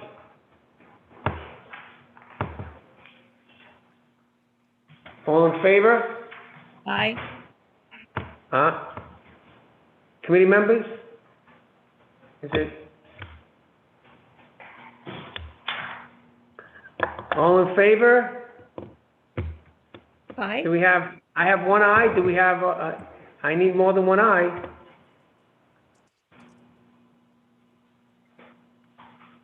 Other than all against? People are muted if you're going, committee members, you're muted if you're I've going been to speak. talking away and nobody's been listening to me. I've been muted. Yep. I have no idea. So we had a motion, we had a second. I said all in favor. Councilman Anthony said aye. Councilman, other committee members? I was trying to jump in for discussion, Mr. Chair. Okay, discussion. Sorry, discussion. Councilwoman, Vice Chair Ryan.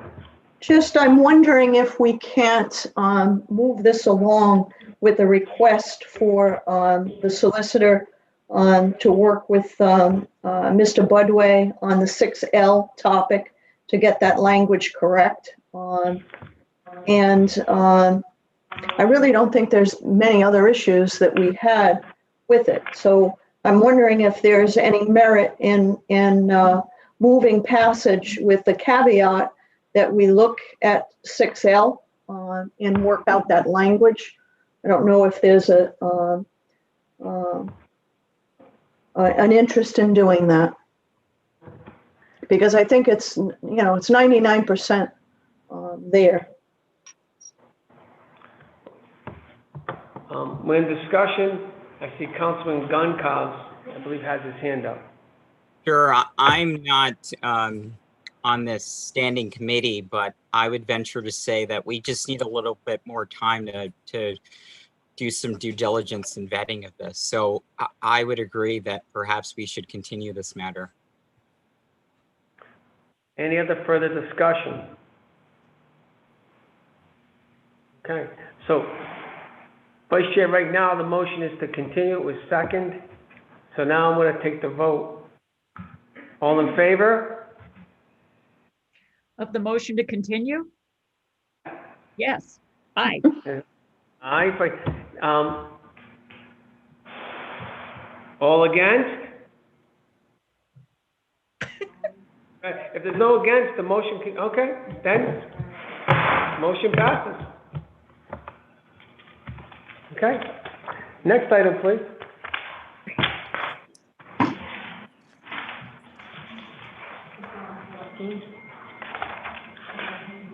Nope, let's go to the next. No, we're done with. 1 second, let's get our bearings.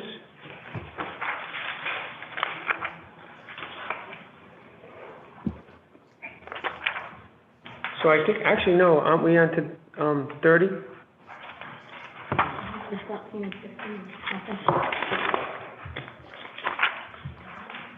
Oh. I'm sorry, yep, let's go back, I'm sorry. Item number 14. Oh, Councilman Goncalves, you still have your hand up, sir? No, I'm all set. Sorry, Council. Sorry, item number 14. An ordinance of the City of Providence approving the establishment of a City of Providence, Rhode Island debt policy, June 2020. All right, so, Madam Auditor? I would like to, have the Chief Financial Officer speak on this? This is his, debt policy. Mr. Mancini, could you please explain item number 14? Will, with pleasure, Mr. President. Mr. President and members of the committee, this instrument was prepared under extensive and comprehensive review of the city's debt policies, and it was meant to formalize and standardize the debt policies associated with any time the city would issue debt, including leases of capital goods, if you will. This was conducted last year. At the same time, we were contemplating a TAN of borrowing, which we did not, as this council knows. And so in June of 2020, outside counsel for the city prepared, as I said, a comprehensive debt policy numbering some 21 pages, I believe, or 18 or 20 pages. We have not reviewed it since that time because the urgency associated with that hadn't occurred until just recently with some of the new debt considerations. So, Mr. President, it would behoove the city if the city finance department, working together with the treasurer and the internal auditor, could take one more look at it just to refresh our collective memory. We haven't seen it as a group in almost a year. It would be unfair if we did pass it tonight. I certainly would not want to continue it with prejudice. I think I would, or indefinite. I would like to have this policy instituted. I think it's a solid policy. I think a year ago, if I'm not mistaken, the treasurer and I had some discussion. Mr. Mancini, it's getting late in the evening. Do you want us to continue this matter? We will. Yes, we will. I don't Motion to mean cut you off. continue. My Vice Chair, second. Second. Hey, Councilman Taylor, discussion, all in favor? Aye. Next item. An ordinance suspending the application of section 21-53 of the Providence Code of Ordinances for the fiscal year 2021 tax sale by the city collector. Okay. And Madam Auditor? Just, I would go to the sponsor. Okay. Chief, Councilman Taylor? Yes, that was because of the pandemic that we had, that I thought that, you know, we were going to collect money. People were in a hard time, and I don't know anymore really on it because it was a year ago that I put that in, so. Mr. Mancini? Mr. President, and to the sponsor, Councilman Taylor, while it was for last year and it would not be applicable in its current version, we are planning to conduct, or at least go through the aspects of a tax sale, but it will not be in May, as was typical prior to the pandemic.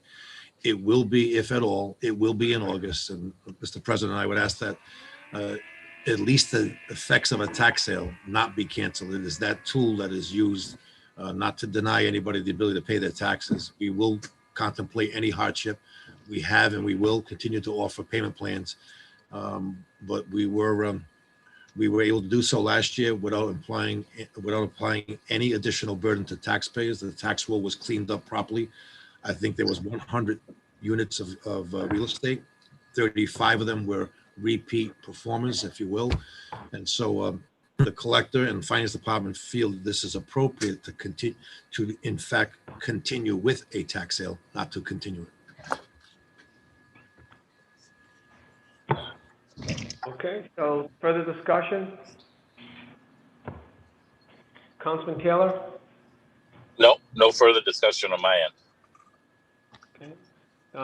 What is the committee's recommendation? Want a motion to continue indefinitely? Yes. Vice Chair, do I have a second? Second. Councilman Taylor, discussion, all in favor? Aye. Thank you. Next item, I think 16 and 17 kind of, they're together, aren't they? Are they similar, Councilman Anthony? They're not exactly similar, but they both have to do with sustainability and climate. So in that regard, they are. So, all right, well, we'll just go with, Ms. Bamberg is going to testify, right? I presume, Yes. right? Yeah. Yep. Okay, so let's go, so Madam Clerk, item number 16, and then we'll swear in Ms. Bamberger to as a witness. An ordinance amending Chapter 2, Administration, by repealing Article 2, Section 2-45, and adding Article 8, Office of Sustainability. Okay. Ms. Bamberger, can you please get sworn in, please? Raise your right hand, do you swear the penalty and perjury that the testimony that you're about to give is the truth, the whole truth, and nothing but the truth, so help you God? Hey, Mom. Yes. Please state your name for the record and where you're from, please. Leah Bamberger, I'm the Director of Sustainability for the City of Providence. Okay. Ms. Bamberger, can you tell us what this ordinance is? And then also, my follow-up question is, why does the mayor just not put this in the budget? So why don't we do this first? So, Ms. Bamberger, can you tell us what the ordinance? And then why don't you tell us why the mayor, who is your boss, just doesn't put it in the budget? And why are you doing this and not him? So I need to answer that, because we don't just want to get caught up between you and your boss. If you guys, there's an issue going on, then that's something you have to work out with your superior, not with us. So tell us what it's about first, and then answer that question, and then we go from there.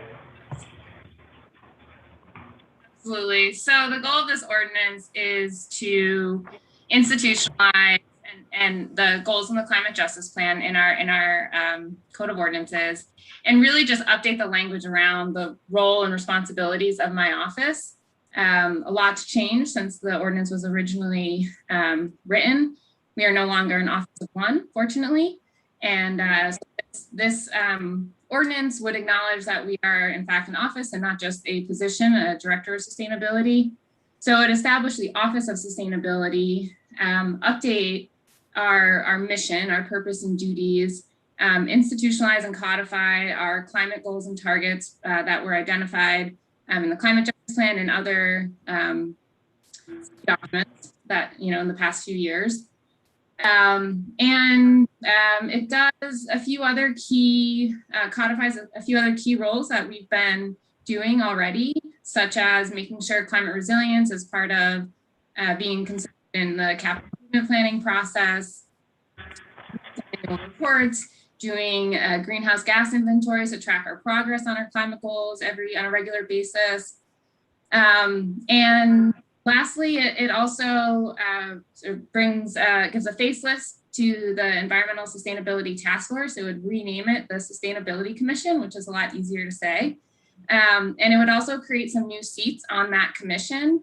It would create 2 new environmental justice seats and 2 youth seats. I think that's particularly important. Both groups are really on the front lines of these issues, and it's important that they have a seat at the table and are part of that process.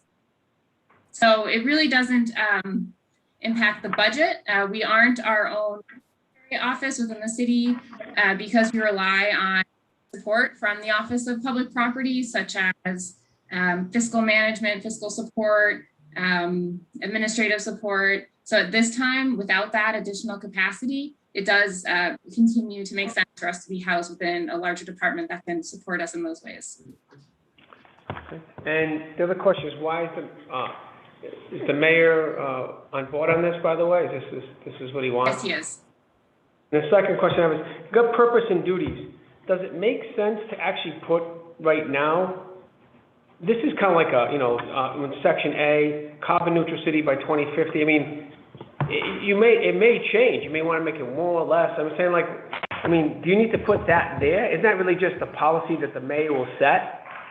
I'm just wondering, why do you need to add that there? Because who knows what you may do? You may change it higher, lower, whatever, I don't know. And someone says, by the way, you can't ask me if anything go higher because the ordinance says this. Can you help me with that? Sure. So the goal with including that, that goal was set by executive order. So future administrations could decide not to continue on that track. And so this would codify that goal and codify the city's commitment to reducing emissions. It is, the state just passed binding greenhouse gas emission targets. It's very much in line with those. So it certainly could be revised to be more aggressive, or you could decide it wants to do more, be more aggressive on those targets. But this sets a baseline, and it's in line with the state's targets that are now legally binding, as well as the latest science around climate change.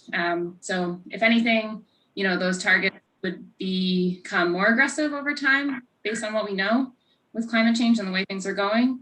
But it does establish an important sort of baseline for that work. But the other question I have for you, where do you have for consideration of the city's finances? I understand you want to be more aggressive. Like, let's say Tomorrow Bang, it's like the Woody Allen, right, in the Future movie, right? My issue is that where's the consideration of the fact that if this becomes law and the city's forced to do it, then all of a sudden the CFO has to come up with another $50 million to do these events, and now we have to raise taxes to do it. Where's that amount of discretion in this? How does it give future mayors and future councils discretion to temper future tax increases when, although I understand this, I get it. Everybody wants cleaner air. No one's saying we don't want to do this. What I'm saying is it has a financial impact, right? Because City of Providence, as you know, we spend more than we generate right now. We have less, our expense sheet is far greater than our revenues, and that's just a fact, right? And if we didn't get the federal government bailout for 2021 and 2022 in the future, we would not we'd be in trouble. We'd have deficits and et cetera. So how do we handle that aspect so we can get the CFO and future mayors and future councils the flexibility and not be forced to raise taxes because we have to buy X amount of electric vehicles, and meanwhile my constituents, will always be my constituents, I'd have to raise their taxes. So where does that flexibility happen in there? Yeah, all that flexibility remains. This doesn't require any particular strategies or procurement of electric vehicles or procurement of renewable energy. It allows future administrations, councils, work with the community on coming up with plans to do that. It doesn't lock the city into having to make any particular investments. Okay. So, and there's one other thing, and I got a friendly amendment, and I was wondering in section 2-142 director, that it says as the director of sustainability is appointed by the mayor of the city council for that term. And why I'm saying this, and I asked for Kenny Chevrini, because what happens is we will have, for example, it's clear in the charter that certain appointments have to be resubmitted to the council for public vetting, but mayors have in the past ignored that and basically have stopped that public vetting process. So as you know, I won't get into department heads or commission or different positions, but there are a host of positions that have to be resubmitted every term, no matter if it's the same mayor or the same council, the same person. So I would look to Kenny Chevrini that we have to reflect that director doesn't serve in perpetuity until the mayor says you're out. That director who gets submitted by the mayor and vetted by that council at that time, because a new council may want someone else. So that's how it works. That's the checks and balances. So I would look for that. We have to add that because that would be consistent with the city charter with even other directors. And then we would create an outlier, which to me would be a constitutional challenge for future councils. Once again, I'm very pro-council, so I'm always protective, making sure preserving council rights and privileges based on the city charter and also future councils. I hate giving, I'm not one to give them away in this term, so all the future councils are pigeonholed.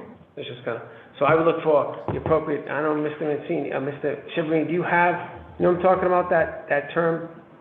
I understand what the position is, and the council has said repeatedly that the individual that's appointed department director serves for that particular term that they were appointed. And then should the mayor or another mayor come in, it's been this council's position that all of those confirmations and appointments would have to come up to be reappointed or confirmed again.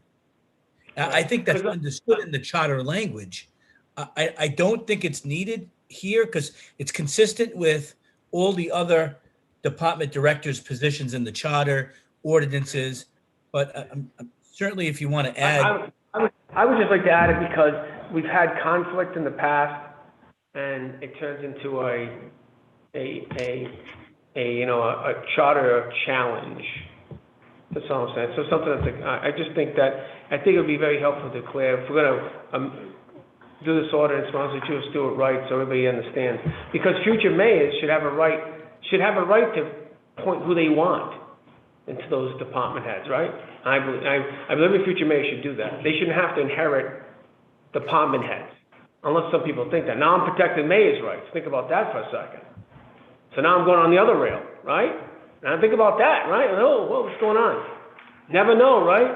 But needless to say, I understand that you have to have both branches be able to function. So I would ask that if we could just add that at the right time. With that, I'm going to now go to Councilman Anthony and then Councilman Guncott. Councilman Anthony? Thank you, Mr. President. Sorry, I'm really stumbling on that tonight. Mr. President, No problem. I just wanted to reiterate how important it is to by those goals in the ordinance. Keep in mind the fact that, you know, I understand your concern about worrying about the taxpayers having to pay to meet those goals, but also keep in mind, you know, the work that Leah's been doing in her department has already saved the city hundreds of thousands of dollars, you know, in implementing some of these sustainability initiatives. And so, which is what we'll be talking about, another initiatives that she's proposing to ultimately help us get to the goal without any taxpayer funds. So anyway, I think it's really important to have the goals. They're clear goals, they're achievable goals, and that is exactly what's being done across the country and nationwide, because we have to move toward a more resilient future. Thank you, Councilman Anthony. Councilman Guncott and Vice Chair Ryan. Mr. President, I would agree with those sentiments. I appreciate your evaluation of this and your advocacy for the council. You're a staunch advocate for us, and I appreciate that. But I do support this measure. If we don't act, especially you guys, you're going to be there next term. You know what I'm saying? Like, I don't want to be dishing away your rights and privileges. And all of a sudden you're going, what happened? But go ahead. Well, that's why we appreciate that. And so, you know, that's why I support this measure. If we don't act, it could be more costly in the future. As Councilwoman Anthony pointed out, the federal government is already moving in this direction. Under the current administration, so is the state. If we adopt environmentally sustainable policies and procurement practices in our spending, we can ultimately save the city more money in the long term. And if we institutionalize this and codify this, we can also keep the important continuity of our climate justice goals going. And we need to ensure that future administrations are held accountable to addressing the climate challenges that we're experiencing as a city. And ultimately, that's going to save us more money. So I fully support this. Thank you, Mr. President. Thank you, Councilman Guncott. Vice Chair Ryan, then Councilwoman LaFortune. Vice Chair Ryan? Thank you, Mr. President. I too shared your concerns about the expressed goals or the benchmarks, if you will, in here. But then I reread it, and I am very comfortable with what is expressed. They're referencing goals and targets, and very appropriate and in conformity with what the state is doing, what we should be doing. I want to commend Leah Bamberger for her stewardship of the Sustainability Office. It certainly has grown, and you do a great job. So I just wanted to speak to address the fact that what is referenced here, while it originally threw me as well, Mr. President, I recognize that they are targets, they're goals, that hopefully we can achieve them. I do hear your point on the language relative to the council's responsibilities and the language relative to directors. So I do support that language change if you so see fit to offer a friendly amendment. But I generally support this. I think it makes tremendous sense. And I thank the folks that work so hard to put it before us today. Thank you, Vice Chair. Councilwoman LaFortune, you have the mic. Thank you, Chair. I just wanted to add just one thing that, you know, we've talked about the thousands of dollars that the city will save in just the work that Leah has been doing, and also bringing the various environmental justice groups and environmental groups just in general throughout the city together to advocate so that the city can be more resilient. But one thing that we haven't necessarily said is this saves lives. I mean, if you think about the city of Providence, one, we're on a river. Two, there's a section of the city that has one of the highest asthma rates in the country. And it's a section of the city where majority of the people who live there are people of color. In fact, I mean, I've shared this in the past. You know, when my parents moved to Washington Park, my brother was born with respiratory issues. And before the age of 1, my brother had to have surgery and would spend, I mean, every December to January, sometimes 2 months in the hospital. And so this office and the goals that they're trying to achieve will create a more resilient city. This is not about whether we need it or not. This is a matter of like life of death and sustainability of our city. So I get there's going to be, you know, some changes in council in the future, but at the end of the day, most of us, I hope you too, Chair, Council President, will still be living in a Providence, but you want to have a Providence that you can continue to live in, your children can continue to live in, and your grandchildren and children and great grandchildren can continue to live in. But if we're not making the investments now, we're going to be underwater. And we saw the effects of you know, the climate challenges when a bunch of neighborhoods in our city was flooded. So thank you, Leah, for all the work that you have done. And I just hope that this committee pushes this forward so that we can send it to full council for a vote and we could establish this sustainability office. So thank you. All right. So any other further comments or questions? So can we just add that language about the term? That's all I'd ask the committee as a friendly amendment. Where is if you could that? just, it'd be section 2-142 director, which says there shall be a director sustainably appointed by the mayor with approval of the council, and the director shall serve. Mr. Chairman, what's the term? I want to get the phrase. I think what I've been looking in the charter for the specific language. All I do see under 1201 general provisions for departments talks about department heads, and then it says it shall be the responsibility of the mayor to make all appointments, and department heads, and to appoint, and it shall be the responsibility of the city council to approve only qualified persons who meet those qualifications. When you look at specific chartered members, such as the solicitor, the treasurer, it sets forth the term, the 4-year term. Here, it does not. So that's my concern of adding specific 4-year term language. So it would require a little bit more finessing on my part to provide that provision you're looking for. It doesn't specifically say ends on the mayor's term. I mean, I think that's the council's position. So let me say, I mean, I'm not going to hold it up, but I think Tanola, you had a question? Not pertaining to. Oh, the issue, I just want to let my committee council members know is that what it is that for future reference, council member, you come as a new council person, you have a new, you have, let's say, a mayor and a second term or whatever it is, or excuse me, a new mayor. Now you have an opportunity, you're going to vet all the new directors, you're going to see them all for the first time. Then if that mayor gets re-election, now in theory, it's still a new mayor and a new council for a new term, although maybe the same people.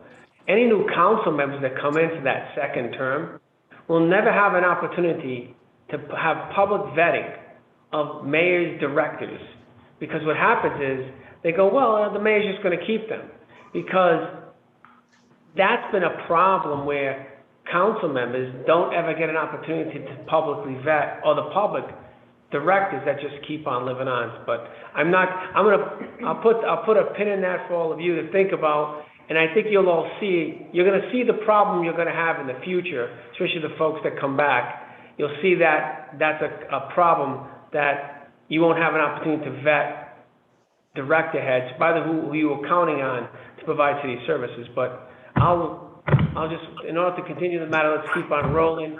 We can further discuss it. So with that, I'm fine. Do you have any other further comments or questions? And other than that, I would like to make a motion to recommend approval on, and if it is okay with the sponsor, I would like the solicitor's office to review the president's thoughts on that topic. And if it is appropriate, and I don't think it's going to change the integrity or the intention of this, that change be made before it gets to the council floor. Do you think that is okay, Thank you. Yes, thank you so much. I think that's fine. And I second. Thank you so much. Second, further discussion, internal order? Hi, this is probably a question for Larry. This budget, this department is not in the fiscal year 22 proposed. Is that accurate? What is that, Madam Auditor? This department has not been approved. I don't know why the mayor wouldn't just put it in. He did with OEO and other. I'm actually not sure of it. I don't believe it is. Mr. Mason, the question is, why did the mayor not put this director head in the budget that he submitted? That's the question. I believe Ms. Bamberger's position is in the budget, but I believe this is the, No, but not as a director, right? She is a director, but my bigger I'm sorry. the bigger question is, when this department does get created, there's no effect to the budget. Leah testified to that. I just would like you to show me where everything is coming from. That's all. I mean, I know you're currently in public property, but will there be any additional? I guess you're gonna have to amend the budget to show whatever change. Mr. President, to the order of this point, should this amendment or ordinance survive this process? Yes, by the time we adopt the final budget, we would ask that we would codify the comp and class and to show perhaps a new section. It would no longer be under public property, it would be under its own designation. Okay. Any other further discussion, comments? All in favor? Aye. Aye. All opposed? Motion carries. Next item, Madam Clerk. An ordinance, Chapter 5, Buildings and Structural Appurtenances of the Code of Ordinances to add Article 10, Building Energy Reporting Program. Okay. I have a handout for this. You have a handout? We do. Madam Clerk has a handout. Letter of support for it. Okay. So I think Ms. Bamberger is going to talk about this. Is that right? This matter? Yeah. Is that right? Ms. Bamberger? Happy to. We've already had a public hearing, but I'm happy to kind of go over the background and overview of this policy. Of this ordinance are to help building owners, first and foremost, save money on their energy bills, also create local jobs, protect our health by reducing harmful pollution, and to promote Providence's position as a sustainable city to attract talent and new businesses. This policy, which has been in place for years in over 31 municipalities in 2 states in the United States, is proven to accomplish these goals. In a nutshell, the policy, the Building Energy Reporting Ordinance requires large buildings to track and disclose energy use. Buildings account for 70% of the city of Providence's, or Providence citywide carbon emissions. And while our energy efficiency programs lead the nation at the state and local level, we know that they are not enough to get us to our goals, and too many buildings are not taking advantage of these programs. The city has been tracking its energy use since 2010, practice known as benchmarking.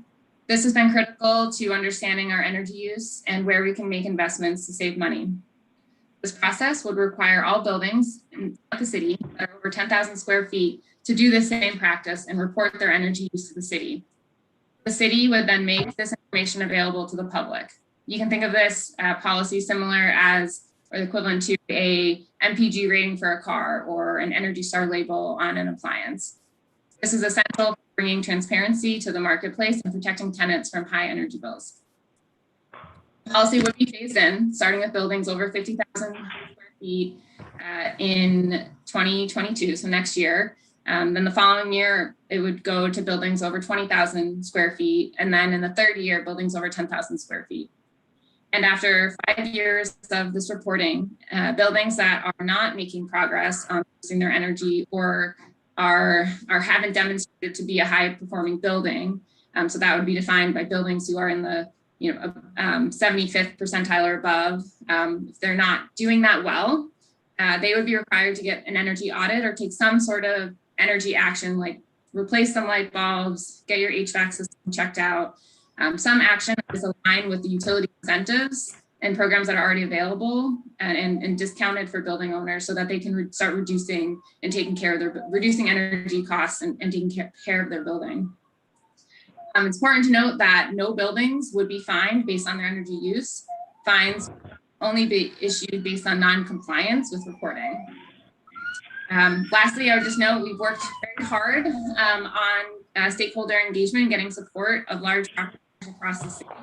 We started engagement and developing this ordinance back in 2017, and we have large property owners such as Brown University, Providence, and others that have gone on board and support this policy. This is an important policy for the city to lead on climate change and to take to meet its goals. Happy to take questions. I just have a few follow-ups. You said you talked to stakeholders. Did you talk to the Small Business Association? I appreciate, don't listen, I appreciate Brown, but Brown is not, I know Brown's a major contributor to the city of Providence. I know it's a major component, but what about the small business person? What about, that person who has, a small business on Pecasset Avenue? Have you brought my constituents on Pecasset Avenue, Plainfield Street, and Hartford Avenue, and then brought them in to talk about this? And if so, who? Sure. I'll use that example. I would just reiterate that this only applies to large buildings in the city, so it wouldn't apply to a small property owner. Further, well, 10,000 square feet, right? I mean, 10,000 square feet, correct. Right? I mean, think about it, 10,000 square feet isn't, for a small business, they could have 10,000 square feet, right? I got a couple of doctor's offices, lawyers, I got some multi-level buildings that are businesses that are 10,000 square feet. Certainly. So, I mean, my question is, did you bring in the small business folks that have, let me backtrack, how many, did you do an analysis, how many buildings qualify, how many businesses we have, how many buildings we have in the 10,000 to 20,000 range, how many buildings we have in the 20,000 to 50,000 range, how many buildings we have in the cost of 50,000 or more? Do we at least have that number? We do. We did that analysis. I don't have it at my fingertips, but I could probably pull it up in a short while. There are many size businesses that are part of the Providence Foundation. I can't name a specific small business that we have specifically talked to, but I would also just add that especially for small businesses, most of which who are not property owners, who are tenants, this is a huge benefit for them because it encourages their property owners and managers to take action and make building improvements that will save their tenants money on their energy bills. No, I recognize the tenant benefits from the landlord owning it, but the landlord is still, did you bring the landlord to own these small buildings? I mean, if you're not answering the question. What I'm asking is, there are small building owners, commercial property owners that own 10,000 square feet, 20,000 square feet. I know them in my ward. Did you reach out to them to talk about, bring them in? I appreciate you brought in, and I get it. All the groups you brought in, I see on your support, of course they want it, but I didn't see many groups who actually going to have to adhere to this. Where's their voices? Did you bring them in, Leah and Bamberg? Did you bring anybody from the small businesses on Broadway, in those places? And who? Yeah, I don't know the Small Business Association, but I'd be happy to meet with them and talk about this policy.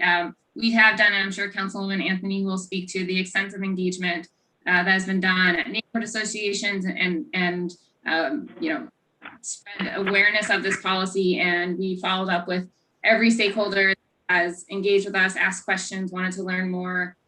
So we've done a very, very thorough engagement process. Like I said, I can't name a particular quote unquote small business and their support or not support, but we did do a very, very robust engagement process over the past 4 point ongoing. But at this time, you didn't reach out to anybody in my neighborhood, Silver Lake, right? Is that fair to say, yes or no?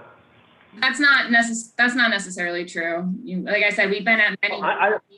Leah, I don't know if it's true or not. I'm asking you. Did you ever anybody reach out to anybody in Silver Lake, small businesses in my ward, yes or no? The answer is you don't know. You don't know. You don't know. If you don't know, that's a fair answer. My next question is, who does the enforcement of what do you call it?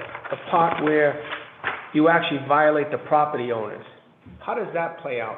Is it gonna be you and your office is gonna go out there and do the inspections? Do you guys issue the violations? Who does that? Sure. So my office would be responsible for that, similar, just like we are with the plastic bag policy. And we would receive the data through Portfolio Manager, which is a free online tool. So it's all digital, and we would do a QA/QC of that data, make sure there aren't huge anomalies. We would work with property owners to address any issues that they're having with their data, reporting their data. And from there, we would publish a report. And our goal with enforcement, just like it is with plastic bag policy, we've had great success with the implementation of that. We have not issued a single fine. We've done, and my colleague Emily Koo has done a tremendous job on the ground, going into stores and talking to them about the outreach and the need to get rid of plastic bags. We would follow a similar approach, and the goal is to get compliance and help folks meet the standards of the policy, report their data, get their data in order, so it's useful to them. And that would be done by my office and our energy manager. So let me follow up. Kenny Chevron, you on the line? You there, sir? Yes, Mr. Chair. So just a couple of things. I'm wondering, it looks like now with this Office of Sustainability, Director Bamberger would actually be sending out basically people giving out, potentially sending out violations, and then eventually going to, looks like, municipal court. My question is, how did the law department work out that process? Because now we're talking about creating new violations and basically offices to send out those notices. Can you please explain to me, where's the enabling legislation for that? Number one. Number two, where does it show that the municipal court would have the jurisdiction? Okay, I'm just trying to understand how that plays out. We understand how housing court works. We understand how the the building department works. They all have different enabling legislations and empowerments and directions. Can you please explain that legal process for these? I understand the concern, and typically, as you point out, there's enabling legislation submitted to the General Assembly, which allows municipalities to issue violations, fines. You saw the problem, or you recall the problem we had with the traffic camera, and there was not legislation submitted. So I don't know. I did not work. Maybe Leah can explain whom from the law department she was dealing with.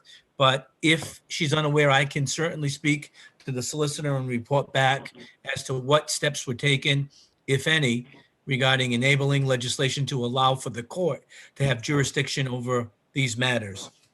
Right. So, and the other thing is also the value of $40 per day to a maximum of $4,000 per year.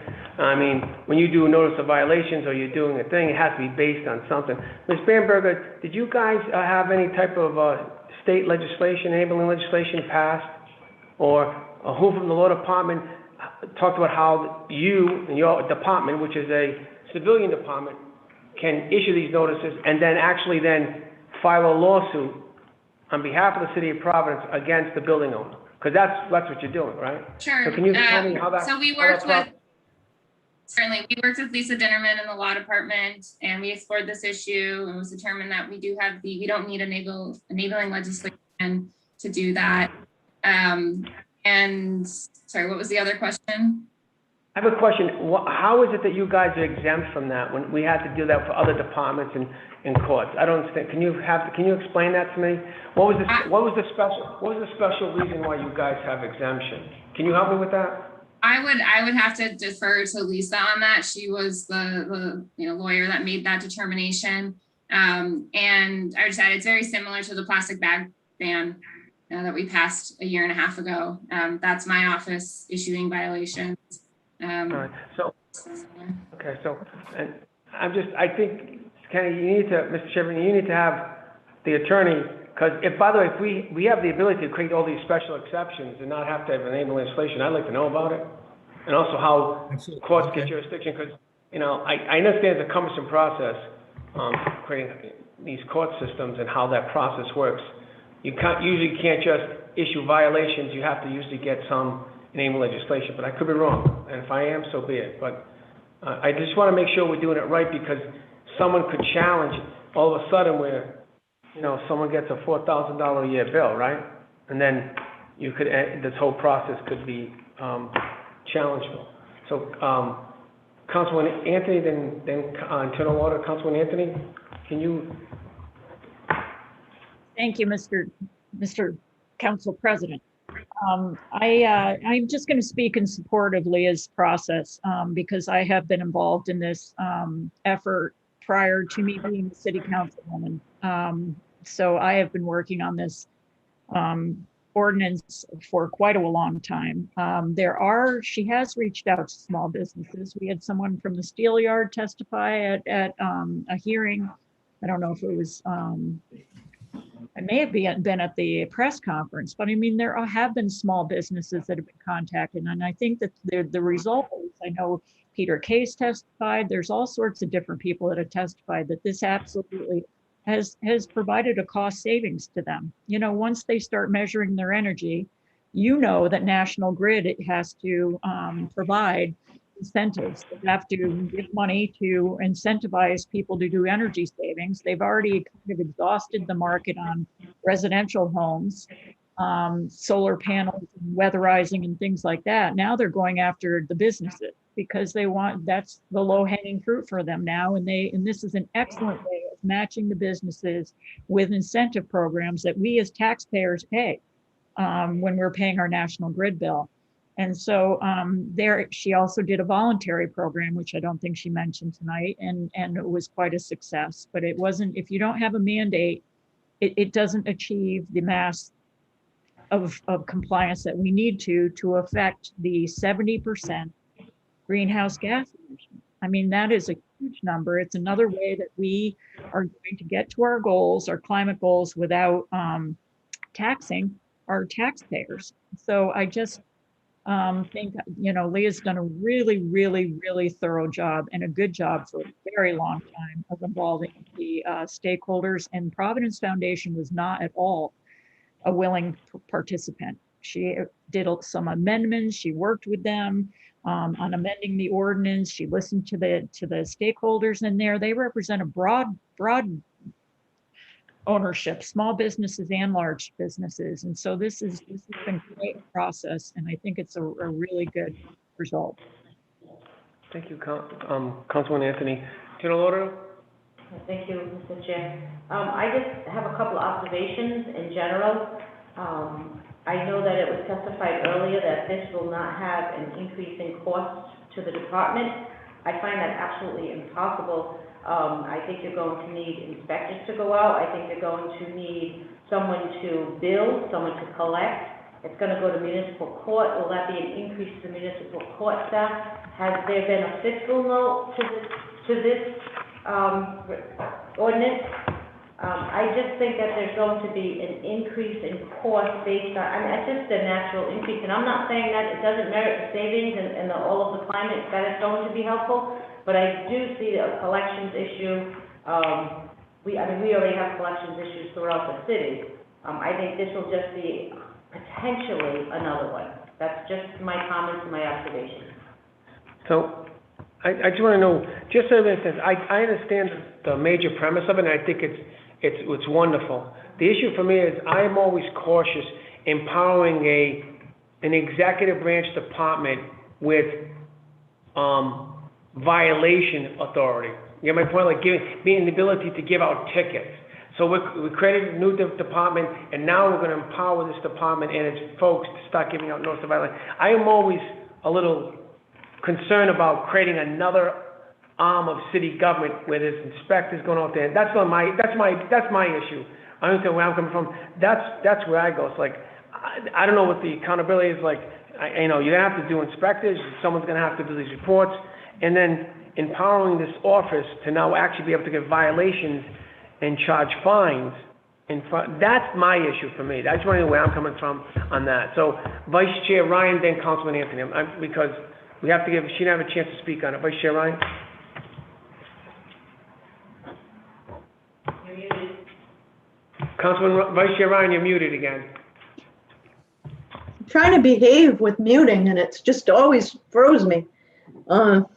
I just want to thank you, Mr. President, and thank you, Leah, for your hard work. I know that you have been working many long months on this topic, years. And I had the pleasure of sitting down with Councilwoman Anthony in the Wayback Machine when she first started as a council person. And she indicated that this was a priority for her. And I just want to say, you know, congratulations, kudos to you for seeing it through.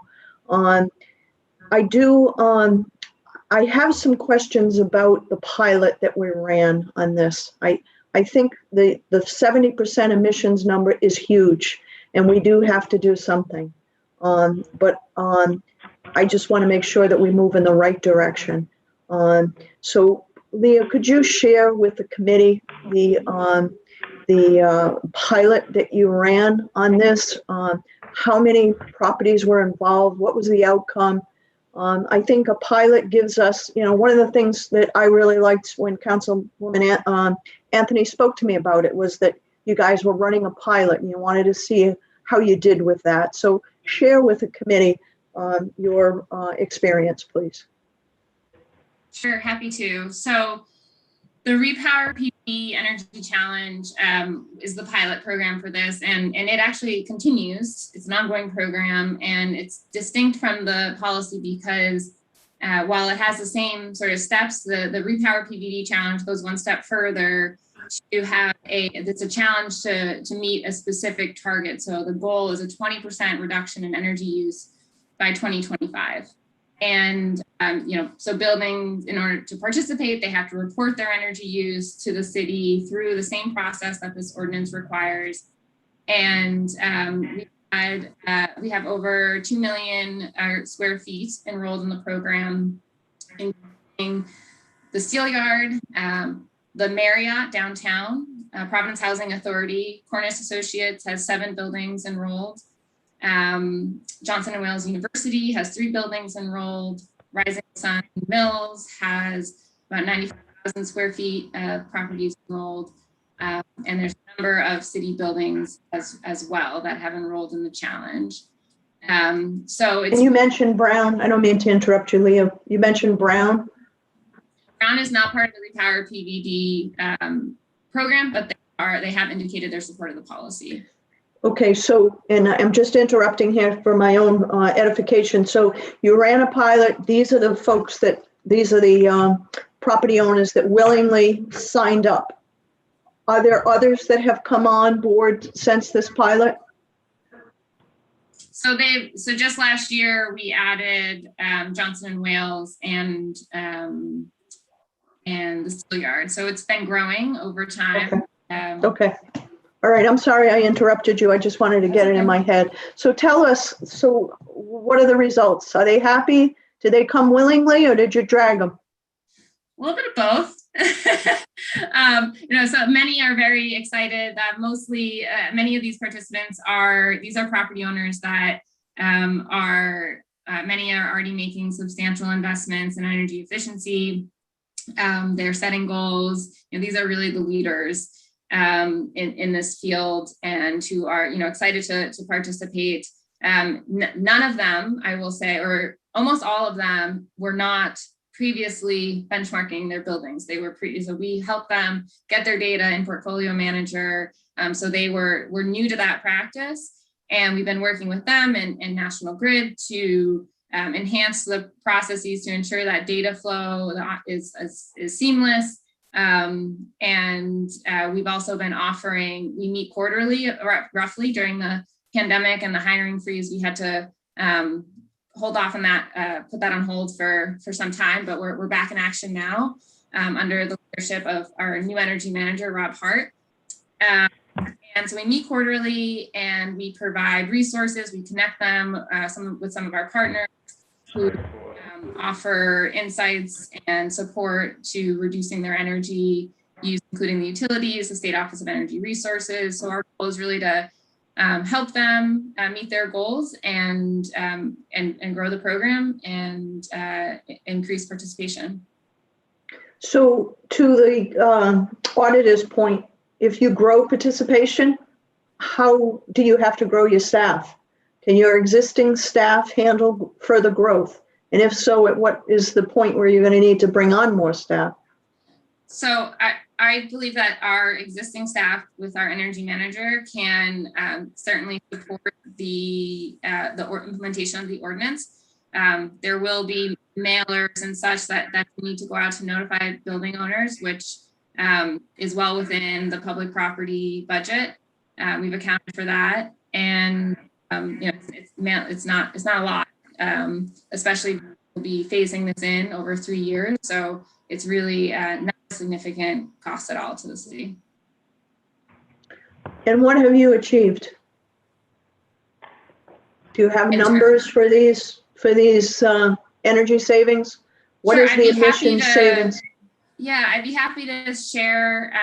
Again, I don't have it at my fingertips, but I'd be happy to share the latest report from the participants. So thank you. I would like to see that. I really would. I'd like to see who started in the program, how they're doing now, what we've saved, how effective we've been in cutting emissions. But I guess I wanted to make a point where you referenced the plastic bag ordinance, which is near and dear to my heart.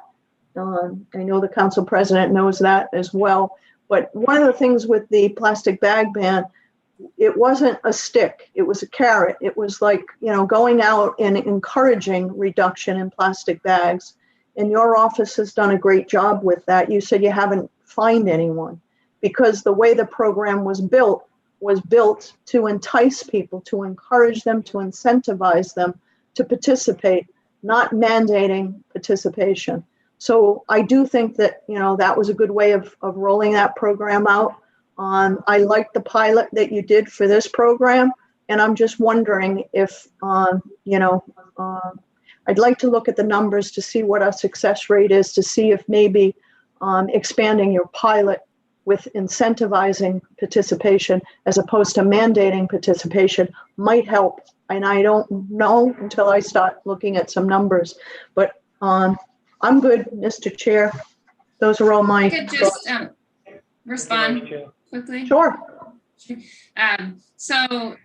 One, I just wanted to point, there are some great studies that have been done. As I mentioned, this policy has been implemented in many, many cities and towns and states across the country, and it's been proven to be effective. And there are great studies that document the savings that come and the energy reduction that come with the simple practice of benchmarking. And when you apply that citywide, there's documentation that shows the reduction in energy from that policy. Can you quantify that for us? Can you show that to us, please? I can. Yes, Perfect. I most certainly can. Thank you. I'd love to see it. Yeah, and with the plastic bag ban, you're exactly right. We plan to take a very similar approach with Barrow as the plastic bag, prioritizing, always leading with education and awareness first. The plastic bag is a requirement and ultimately has fines for non-compliance. So it's very, very similar in that way. And we would take the exact same approach with, again, moving towards using education and outreach to get to a compliance rate across the city without need for those fines or that level of enforcement. Great, that makes sense. Thank you. I have no further questions. Thank you, Vice Chair. Councilwoman Anthony? Yes, I'd just like to add, thank you so much for both your questions, all your questions. I guess the one thing I'd like to say is, Leah's right. The goal of this is to encourage everyone to get, it's merely installing the Energy Star manager. So it's something that is, when you talk about inspections being made, there's no inspections. There's this, it's trying to get them. It's an automatic energy reporting system that you do through an NSTAR program. So the time, I think the effort, and I think this is perfect that we have Rob Hart as our new energy manager. His whole job is going to be making himself available to help the building owners, install this program along with the help of National Grid in some cases, so that it automatically reports. It uploads the energy, it reports to the office. So there aren't going to be any inspections. It's the front end of getting people comfortable and making sure that they can implement this NSTAR program, which is easy to use. We've had a lot of testimony on that. People have thought it's very little time. And that's really it's like a couple of hours a month is what it's going to take for them to make sure that it's uploading the information. And so that's where I think the effort's going to be. It's going to be that upfront effort. And if we're successful in doing that and making sure everyone's comfortable and got it going, then there aren't going to be the fines at the end, kind of like the plastic bag in the end. So, I just wanted to explain that because it's not going to be inspections. Thank you. Thank you. So first of all, thank you all, by the way. And I want you to know, everybody's for saving energy and that stuff. Just a couple of things that does, I just reiterate something. I understand it's similar to the plastic bags, but the difference with that and this is, the plastic bags was, the city outlawed plastic bags. You can't use them, period, the end. So they had to find an alternative, right? And it was paper bags. It's kind of funny, before, if we had paper bags, they went plastic, now we're back to paper. What I get concerned about is, and I know this is gonna sound, but the intrusiveness of government in private businesses. And although I know you spoke to Brown and Johnson and Wales, and I get it, those folks are already in on this, they're already ready to go and on it. I'm concerned about the smaller business person who owns a strip mall that has 10,000, 15,000 square feet. And in all due respect, your testimony has shown me that you really haven't done that reach. I know, and I've heard the adjective robust, and I love it because that's like the new it word. I've heard it so many times. Like, it's like 20 it words that we get every year, right? And I appreciate that there was an outreach, but it didn't really reach out to the average person in the city. The people you mentioned aren't the average folks. Those are the above average businesses in the city. And my concern is that no one did enough outreach to them. And not reaching out, I'm using my name because my constituents have called, my business owners called me about this, and they're trying to understand what it all means. And I'm trying to. And I do, my second thing is, and I appreciate the fact that hopefully there won't be any notice of violation, but I really have a hard time empowering any other department with authority to do violations on businesses or constituents. And although it seems I'm concerned about that you're going to have inspectors go out, or someone's going to have to do it. You just mentioned your energy guy is going to have to, someone's going to have to do it. Someone's going to have to send out notices. It says you send out the notices. So that means you have to process them and prosecute them. And I just those two pieces, and I understand the world we're living in right now is like, privacy rights and that stuff is becoming something a little bit of the past, independence and bootstraps. I get all that. But my point is that I am worried about the small businesses in Providence. They've had a real hard time. They've had a real difficult time during COVID. They were having a hard time pre-COVID. And opening a small business in Providence or owning a small strip mall in Providence is very taxing to begin with. It's very difficult, taxing financially and managing. And I just would hate to see that we didn't have enough that discourse. Everybody talks about where's the further conversation. And you didn't give me enough of that. And I appreciate what New York did and all these big cities did, Seattle, because they can do all those things. It's easy for them. It's a different conversation. We have a smaller pool of businesses, smaller pool of people, and it also you can see the impact greater and quicker. So, and that's kind of my thing. And I also was wondering, did anybody do like a fiscal note of some sort which says, what does it mean to that small property owner? I get it, you want to be efficiency. Yes, I understand. I've done the RISE and National Grid will help you there and there. But what if they say you got to put, got to put a major improvement on the building? And they can't afford it at that time. But meanwhile, then the director here is penalizing them because they're not complying. I'm just wondering, how does that play out? Because by the way, I could be wrong, but in my limited experience on the council, you will see that, I think you're going to see that happen. You're going to see those things occur. Okay? And it's not the Browns, it's not the Johnson and Wales, it's not the RISDs, it's not these other big, it's going to be that mom and pop small business. Councilman, Vice Chair Ryan just mentioned about the elderly exemption. Like the fact that the city was potentially not giving a person elderly exemption when they turn their age, you have to wait 3 more years? 3 years. I mean, my concern is that I'm fighting for the little guy, the little business person, because we lost a lot of them during this pandemic, and I don't want to create any more consternation. So I'm looking for greater assurances. First of all, why we should even create this violation. First, why not do the carrot first? Why do we need to add that piece? Why don't we see how that goes? And then if you really need the stick, then you come back. That's where I'm struggling with that piece. And although you do a great job, Director Bamberg, and I'm not going to disabuse anybody in the council that you're not doing a great job. You're doing a great job. I understand you save a couple $100,000. It's all good stuff. But you're asking me to empower you and your office to go out there and give out notice of violations to my constituents. That's what you're asking me. And although it may be a great cause and reason why, the bottom line is it will have an impact, at least on the people that I represent. And I do represent a minority-majority neighborhood for a long time. And I have a lot of constituents of mine who, by the way, who came from this country, who opened these small, great little restaurants. They're 10,000, 15,000 square feet. And you know what? And they're just putting it together. And I know one individual, I know for years. His story is compelling. It's unbelievable what he went through to come to this country and opened up a small business on Pocasset Avenue in my ward. And now he's had a hard time during COVID, but it was pretty successful. So I'm fighting for that person. I understand you're fighting for the global goal, and we all should. The environment, Mother Earth, I'm with you on that.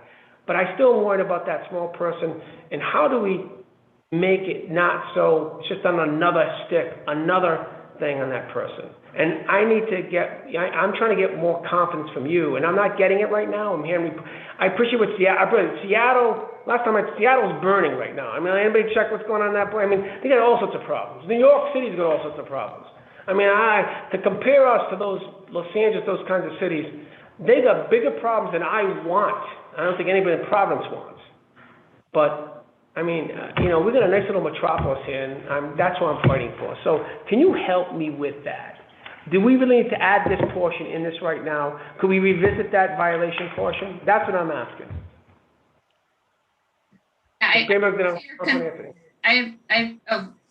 Sure. I appreciate those concerns. I share them.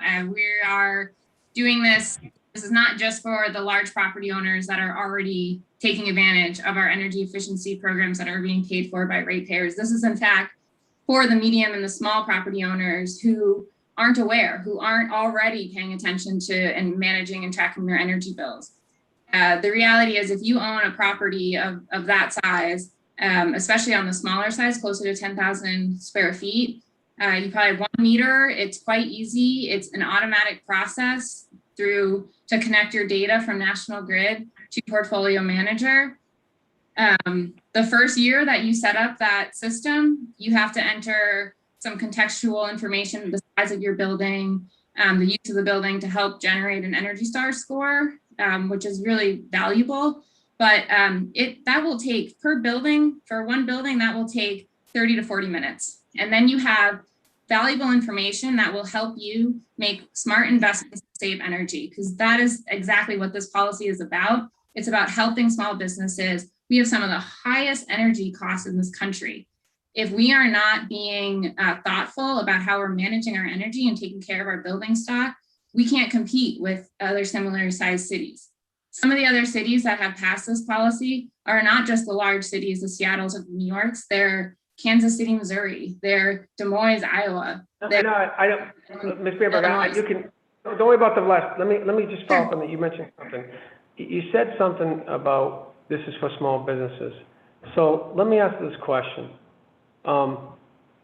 So then why do you need to stick? You just gave me the reason why you don't need to stick. You're talking about this is about empowering them, helping them, etc. Then why do you need to stick? Why do you need to go out there? And that's the first thing. So can you answer that question? They're going to follow. Why do you need to stick on the small businesses in my neighborhood? Tell me why you need to stick. Tell me why I should give you that stick. Yeah, The reality is a lot of people don't know how easy this is. They don't know that it's available. And just like the plastic bag policy, you're not going to get everyone by the carrot. And this issue is too important to rely on simply the carrot. We have great carrots. We have some of the best carrots in the country for energy efficiency. Yet we know that it's the larger buildings that are the ones taking up those carrots. This will help level the playing field to make sure that small businesses have access to those carrots as well and are saving money via the programs that they're paying for on their energy bill. They're paying for these incentives, and many of them, unfortunately, are not reaping the benefits of them. So this is an equalizer for those programs. National Grid supports this policy because they don't have the data. They have the billing address and a meter number. They have no context for the building and how it's performing and the use of that building. It could be a school, or it could be a data center or a hospital. They have no idea. So by providing this transparency, it allows the utility to structure their programs to better serve the users that need and can take advantage of more savings. So it's a huge support for the programs to make them more targeted and more beneficial to all ratepayers as well. So look, I'm going to ask about National Grid in a second, but National Grid, let me say something. All due respect to National Grid is a straw person. I don't know if you know, they're just a conduit. They don't create energy. It's actually in their best benefit for us to use less energy so they can charge us more for it, because they just did do a transfer fee. And I'll give you a perfect example. You know the whole thing about changing the street lights to LEDs, right? And it was a good deal, right? Because what happened is National Grid got a state statute passed that cities and towns will convert their lights to LEDs. And then by doing the LEDs, your bill goes down, but then cities and towns will take over the maintenance.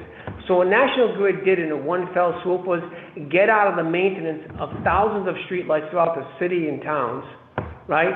Put that on the back of the taxpayer, and then they doubled their rates because they weren't going to lose the $8 million they were getting from the city. So I get it. I know why National Grid's promoting this, because it puts less strain on the grid, less strain on the ability to acquire. They don't have to acquire as much energy because they get to charge more for it. So National Grid to me is not always the panacea of altruism on the first one, and that's a fact, because I have to watch them go to PUC every 6 months. They ask for like a 50% raise, a 50-cent raise, and then they give them 25. They go back 3 more months to get their 25 later. It's a shell game. But let me go back. How many buildings have you identified all the buildings throughout the city of Providence that you guys will be monitoring and maintaining? We have. How many are there? And do you have them broken down by square footage? We do. I'm trying to pull up the spreadsheet right now. I can share the spreadsheet with you. If that's easier. So how, for example, how many buildings are between the 10,000 and 20,000 range? Do you know that? Is that what you have? You said? Or you don't? I do have that information. My computer is struggling to run Zoom, and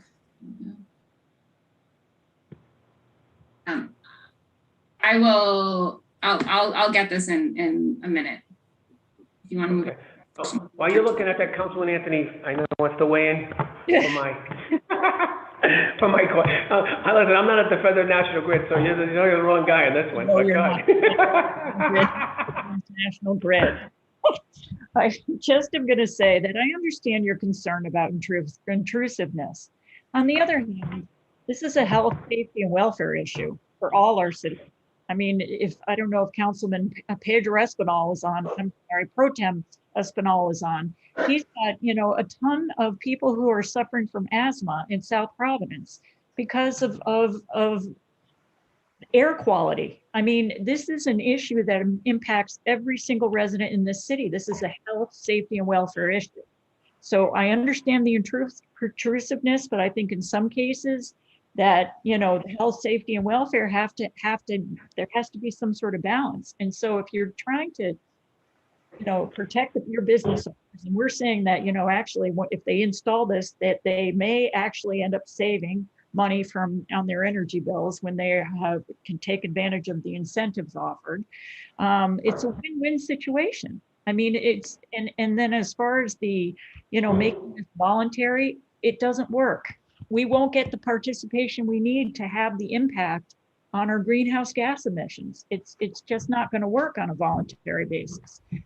So I understand where you're coming from, but I think we've been there, done that, and I think we cannot achieve what we need to in doing a voluntary program. And then I'll turn it back over to Leah. Thank you.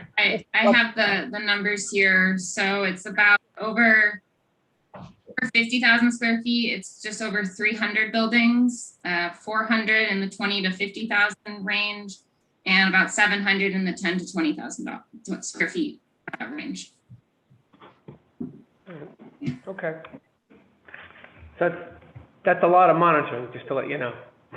And the difference between, it's actually, in a lot of ways it's easier than the plastic bag policy, because the plastic bag policy does require us to actually go into buildings and see a violation or follow up with them, and we get complaints. And we still have a lot of work to do on getting compliance. There's many, and we've been lenient and we've been aggressive with our application, especially in light of the pandemic. But there's a lot of work to do still on that front. So I get all that, and I'm with you. I mean, I'm a little uncomfortable with the violation, and I understand what Councilman Anthony just said. Could I indulge the committee to ask, could we at least have the law department just at least review and green light the violation aspect? Because that does give me pause. And maybe the violation aspect shouldn't go in her department. Maybe it should go into the building inspection department. Like, you know what I mean? I'm just letting you know that if you're going to be the efficiency sustainability department, then maybe you leave fines with the building inspection department. You know what I mean? Like, maybe it goes into that division. Because I hate, like I said, I just really hate creating new departments and giving them new violation authority. I mean, it does give me, it gives me concern. So maybe it's just like, it's okay, but we move it here, and this way you can let them know, and then they can do that process. Because they already have the mechanisms, by the way. They already go to municipal court or housing court. They do that process already with the law department. So now we don't have to, by the way, because the internal law is right. You're going to have to create that administrative mechanism, right? You don't know. You're not really aware of what's that's so maybe just flip it over to there and then we move on. So I'm Vice Chair Ryan. I'll be quick because we've talked quite a bit on this topic, although it's been an enjoyable conversation. I would just love to see the Office of Sustainability be the white hats on this whole topic, and see you going out to these buildings and showing them how they can save money. That's a tremendous message. And where I struggle on this is the fines and being the bad guy. And maybe the council president just, put his finger on the issue here. So I do think that we should look at it a little closer. And again, I just would love to be able to see the city say, hey, we're doing this, we're offering this great service, we have all this technical expertise, we're making it available to the small business folks in a time where they've been devastated. So instead of giving them, okay, we're gonna, beat you over the head with the stick again, here's a carrot and see, how that goes. But just throwing that out, I think we should continue this, Mr. President, to allow further work on it. But those are my thoughts, Leah, for whatever value they have. Motion to continue. Motion to continue. I have a second, and I know Councilman Anthony has a hand up. Second by Councilman Anthony. My wish is that I certainly agree that we should continue it so we can answer your questions, Mr. Council President. My only concern is I don't want to hold this in committee.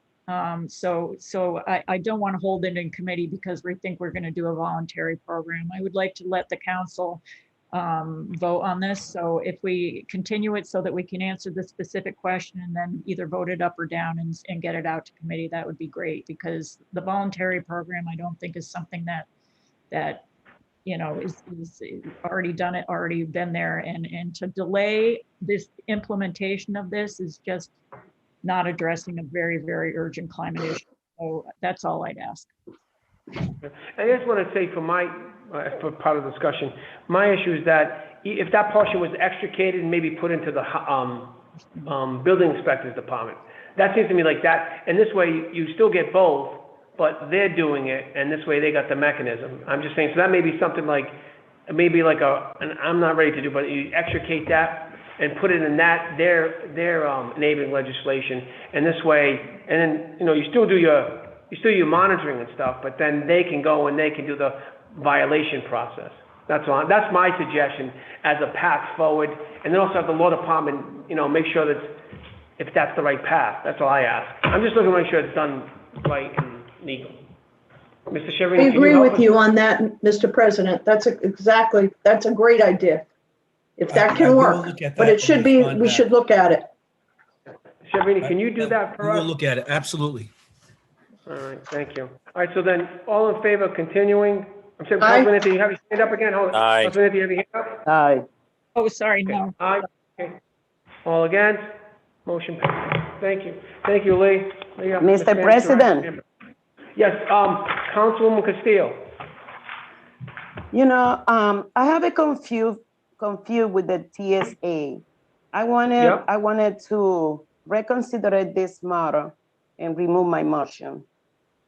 So you want to make a motion to reconsider item number, what was it? The item number, I think it's 6? Yes. Yes. Item number 6.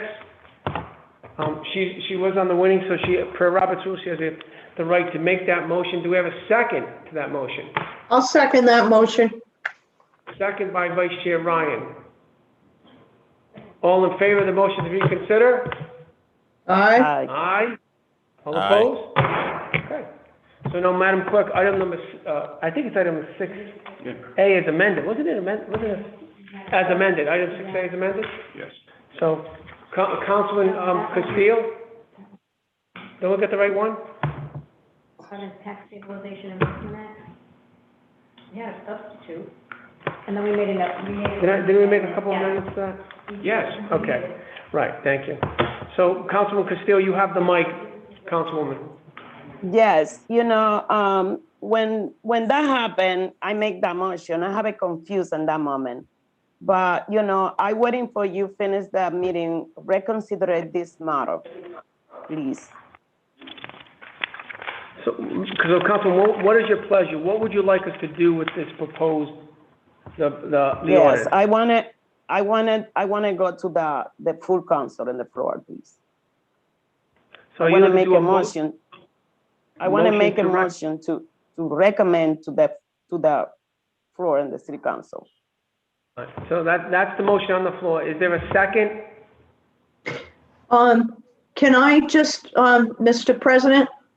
Yes, I would be Madam inclined, Chair. I would be inclined to do so. However, I think we had a healthy discussion about 6L, and my posture on that was I wanted to pass it with the caveat that the attorneys reviewed 6L with Mr. Budway as well as Chief Mancini to make sure it carries the intention and the wishes of the council, and it's also comports with the bonding language. So if it's okay with my colleague, I would like to suggest we make a motion to recommend approval with the caveat that 6L be reviewed. If that's okay, Councilwoman? You mean the 6L to be reviewed by the law department and Mr. Mancini? Be reviewed and amended to agree with our conversation tonight. Okay. So Prior to actually, voting on the floor. There was not a second to Councilwoman Castillo's motion. So are you making that motion? I'm making a motion. I'm making a motion to recommend approval with the caveat that they review, that the law department Sam Budway and Chief Mancini reviews 6L, the reference to the 10% affordable housing, so it comports with the language in our bond documents, as well as the intention of the council relative to our affordable housing goal, As amended, right? as amended. Do we have a Can I get a to that second? motion? So it goes to the floor for a vote, Councilwoman Castillo. Thank you. Do we have a second, Councilman Castillo, do we have a second for that motion? Second. A second. All right, discussion. I see I have Councilwoman, Deputy Majority Leader Harris's hand up. Madam Deputy Majority Harris? Thank you. Thank you, Mr. President, for acknowledging me. I don't have the document. I've been looking for it the whole time. I don't have it in front of me, especially with the language. I understand the whole concept behind the TSA and why this work was done. You know, I was in the presence of the conversation in the beginning. I know it's a lot of work that have went into this. And I know that there is a lot that has to be considered. I also was part of the listening also to the public hearing. So I know there's a lot of concerns. My concern is when the solicitor, Mr. Solicitor and Mr. Sam Budway have that conversation, I do not want to hear that the language of the 10% was removed without a discussion with me, because I think it was very important to have that in the language in order for us to say that there is a place that it has to be. It has to be. And so during that time, we did have a discussion on who would be responsible for the 10% of small development or larger developments. And to me, I thought the language ended up matching, but if it doesn't match what is being said in the TSA, I would not like to see that language removed. I would be very disappointed that it get to the floor. I mean, I know the committee is working hard, and it's not my intention to stop this vote tonight. But however, I would like to make sure that I am contacted about what language is being removed, if that's okay with the solicitor, Mr. President. Thank you. Deputy Majority Harris, and no, I believe she was the sponsor of that language in particular. So, Deputy Majority Harris, would it be beneficial that if we move forward, the motion is to recommend? Yes, I don't mind moving forward what I'm seeing, Mr. President. But with the caveat, the language is in there, but with the caveat with the law department, Mr. Mancini reviewing it, should we also have it that they have to consult with you too? They have to, yes. I would like very much to hear what that, especially around that particular language. It was a particular reason why that language was pushed to be in there. I mean, like everything else in policies, if it's not written down, equity does not end up being where it should be. And so that's my stake on it. And I would like very much to have a conversation with Mr. Sam Budway, our solicitor, before it comes before the floor. Okay. So that's what I'm asking, Mr. President. So Deputy Majority Leader Harris, the language is still in the ordinance. So I would ask the Solicitor, Mr. Mancini, to of course coordinate with Deputy Majority Harris to discuss that particular language and Sam Budway before it goes to the full council, which will be 2 weeks from now, I believe. Absolutely, Mr. Chair. Thank you so much. Thank you, Mr. President, and thank you, Mr. Solicitor. You're welcome. Are there any other further comments or questions on this matter? Right then. All in favor of the motion? Aye. Oh, sorry. I'm sorry. Councilman Guncalves raised his hand. Councilman Guncalves? Yeah, sorry, Mr. President. I think they should. I just want you to know that we were just about to vote, but I stopped the vote so we can have you weigh in. I want to make sure you knew that. Thank you. I don't think I'm going to be able to change the outcome here, but and I totally agree. I think they should consult with Councilwoman Harris. We had a really intense discussion about this. I just don't understand why we're undoing the motion. I think it would be appropriate if we gave them time to make the amendments and then bring it back as soon as possible, but still keep it continued, I think that's reasonable. It gives everybody on the council the ability to further vet this and do some due diligence. And it also gives Councilwoman Harris and other council members the opportunity to change the language and then bring it back to committee. Thank you, Councilwoman Cowles. Just for everybody's process, just a little process that this ordinance would have to take 2 passages. So then if there was additional amendments can happen on the floor at both events, at both times. So just so everybody know that. Councilmembers have that opportunity. Any other further discussion? All right, then, all in favor of the motion? Aye. Aye. Nay. All opposed? Make sure that I have a nay. Councilman Anthony votes nay. Motion carries. Thank you. Could we just go at ease for about 5 minutes, and we're going to come back and finish up with only a few more matters. I don't think they're going to be probably, I don't think there's, maybe actually 1 or 2, but if we could just stand at ease for 1 moment, everybody, all right? Thank you.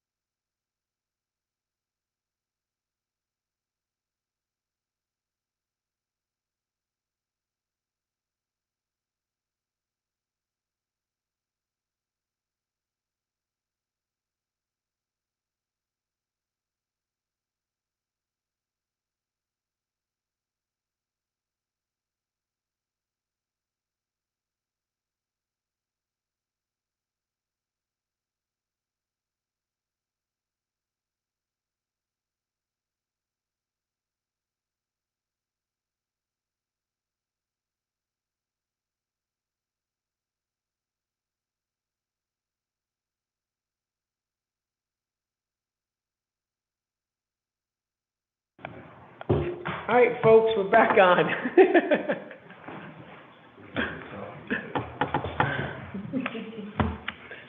Do I have a committee? Nope, they're not back yet.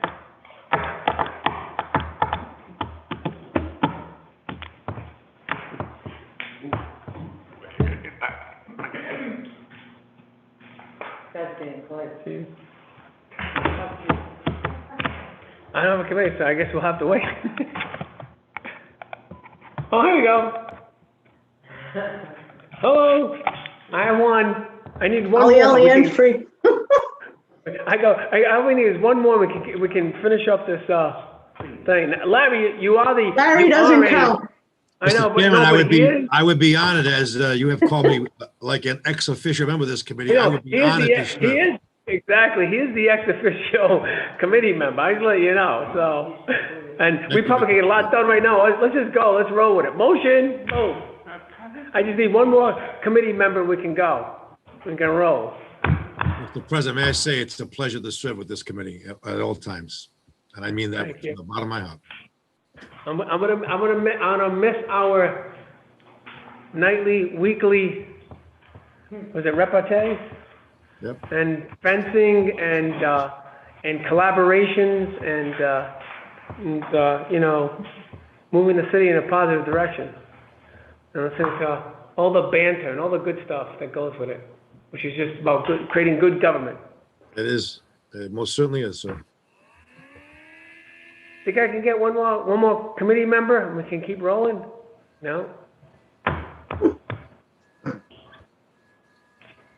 We could sing, chief. We sure could.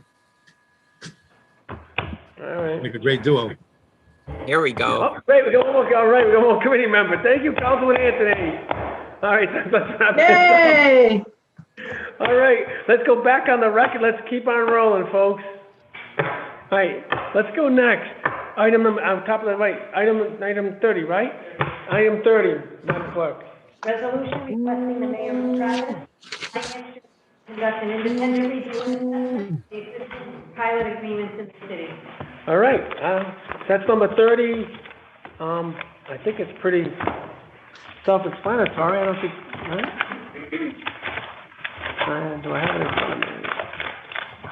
That's what I'm looking for. I think I've lost it. So, Mr. Mancini, I think you'd be the lucky part, you actually are, I need 30, Madam Clerk. I think you would be the lucky person, or would it be, Sarah? Right? Mr. President, I'm covering for the entire finance team this evening. God bless them. They put a busy weekend in getting the final details of the budget. So as the senior finance official, I've offered to take that position this evening. I can assure you, and I believe the sponsors are Councilman Fortune and others, that we are already in the midst of that. The Director of Policy, Chief of Policy, Diana Perdomo, working with the Finance Department, Finance Directors. We have already been meeting in that vein, and our work will continue a bit longer, but we are already doing that. And I'm going to assure the council that it's a very serious endeavor. Mr. Mancini, will you be able to have, provide the council with a report within 120 days of passing of this resolution? I believe that would be appropriate. Ms. Perdomo could give that assurance, but I will speak on behalf of her as well, yes. All right, great. Any committee members have any questions about this one? Motion recommend approval. By Vice Chair, do I have a second? Second. Second by Councilman Castillo. Discussion. Well, we're going to hold you to it to the 120 days, Mr. Mancini. All in favor? Aye. Aye. All right, let's go. Next, I think we can take can we take items 31, 32, and 33 at the same time, because they all revolve around So the moved. school department. Motion to do that? Second to take them up? Do I have a second by who? Councilman Anthony, you make a second to take them up? Somebody second. We need a second. Second. I'm gonna say I'm reading lips, and Councilman Anthony says second. Discussion, all in favor, aye. Motion carried. Aye. Madam Clerk, read 31, 32, and 33 in the record, and let's Let's go. Item 31, resolution requesting the Rhode Island Department of Education increase funding for social and emotional learning and support services, eliminate the school-based assignment of school resource officers in Providence Public Schools, develop a comprehensive school safety plan that includes a framework for emergency drills and related policies and protocols through the development of the school safety culture and climate teams in each school, and engage students, families, and teachers in the planning and monitoring of the school safety structure. Item 32, resolution requesting the Providence School Department provide an update on the school bus contract and negotiation process. 33, resolution requesting the Providence Public School District and the Providence Police Department memorialize a memorandum of understanding regarding school resource officers. Councilwoman LaFortune, you have the mic. Thank you. And I do apologize in advance if I don't articulate as properly as I would have maybe an hour ago. I'm getting towards my bedtime. So I do apologize. Basically all these, what these are asking for is number 31, increasing social emotional support in our schools. We've seen an influx of gun violence throughout the nation. And we've seen gun violence that have, tragically impacted our youth in schools. But the one thing that always comes up when we talk about these incidents after the fact is the emotional distress that these young people have experienced. We the city of Providence serves over 23,000 students, and these students come from various backgrounds. And one of the things that students have shared with me, so while preparing this ordinance, I actually, for several months, myself, Councilwoman Kerwin, we were meeting with students regularly to hear their input. And the students are actually the individuals who kind of are leading this effort. What they're calling for is more social emotional support in the schools. Students are coming in with various types of trauma. They're not getting the support that they need. Since the Columbine shooting over 20 years ago, we have increased more police officers in the schools, but we have not increased more counselors and social emotional support in the schools. We've spent millions of dollars to have police who are carrying guns. And for many students, that's additional trauma. And I do understand when I was going to school, when I went to Mount Pleasant, we did have an SRO. He was president of one of our former police officers, who's now the chief at Central Falls, Anthony Robinson. He was an SRO officer. And there are many SRO officers who are coaching, sports teams, who are engaging with the community, who are from the community. However, what the students are asking for is a more proactive approach and to address the social emotional challenges and needs that they have. And if we can do that, we won't need officers to be in the schools. And SROs were created to make the schools more safe. And the reality is, and we've had this discussion, what we do need to invest in is making our buildings safer for the students. So people are not going through the building doors who are not supposed to come in the school because they're not students, amongst other things. But what the students need is more social emotional support so that when they're in school, they're not dealing with, behavioral mental issues, and they could focus on their academics. And also teachers have called for that, because what I'm hearing from teachers and other school administrators is that it's a challenge to teach. How do you expect teachers to teach if they also have to play the role of a social worker? They have to play the role of the mental health counselor. And so if we can increase funding to support our students' social emotional needs, it benefits everyone. It benefits the students' learning, it benefits the teachers, it benefits the school's culture and environment. And I don't think that we need to add more police officers in our schools. In terms of a resolution requesting the Providence Department provide an update on the school bus contract and negotiating pressure, that was a while ago. We know what happened a few years ago with the bus contract, and we know that we extended it, but there are many students who cannot get to school. And so there were many issues that came up around the bus contract. So what I would like to see is for the city to invest in looking at various options so that if something happens, we're not just relying, we have options and we can move forward. I mean, literally our city was at a standstill. We could not get all of our students to school, especially students who have various disabilities and their families don't have cars, or their cars are not equipped to transport them from home to the schools. 33, the current MOU that is in place unfortunately, it does not take into the recommendations of the ACLU. So Etty Lee, when she was with the solicitor's office, actually played a vital role, Sean and Etty Lee, in really developing this memorandum of understanding, because we wanted to make sure that it outlines the training requirements. Because remember, police officers who are in the schools or who are engaging with the students, they need a certain type of training. The training should not be the same as officers who are in the streets. And so what it outlines is some requirements that are recommended by the ACLU and have been implemented in municipalities and states throughout the country. I think that was 31, 32. That's it. Yep. That's it. All right. Good job. Excellent. Excellent advocacy. Any other comments or questions? Concerns? So do we entertain a motion to recommend approval of items 31, 32, and 33? So moved. Sorry. Second. By Vice Chair, second by Councilwoman Castillo and Councilman Anthony. Discussion. All in favor? Aye. Motion passes. Thank you. Next up, I need to, if we can take items take items 34 and 35 up, same time, and continue them at this time. So moved. Second. Oh, sorry, excuse me. Definitely. Oh, I'm sorry. The clerk we're getting a little punchy here, so the clerk said we're all set with 34 then. Motion to go to 35, motion to take up 35 and continue. I'm confused. What are we doing? We already did 34. 34, we already continued. Okay. Motions, I withdraw my motion. Wait one second, hold it. We're going to the replay. Hang on one second, we're going to the replay. I'm gonna make it, let's just be safe. Motion to continue 34 and 35, bottom line, how's that? We did that. Motion All right, so moved. Second. Second. Oh, all right. We continue definitely 34. To withdraw your motion, which Councilman Ryan did, a motion to continue 35. I withdrew my motion already. I will make a motion now to continue 35. Thank you. Second by 35. Councilman Taylor, discussion.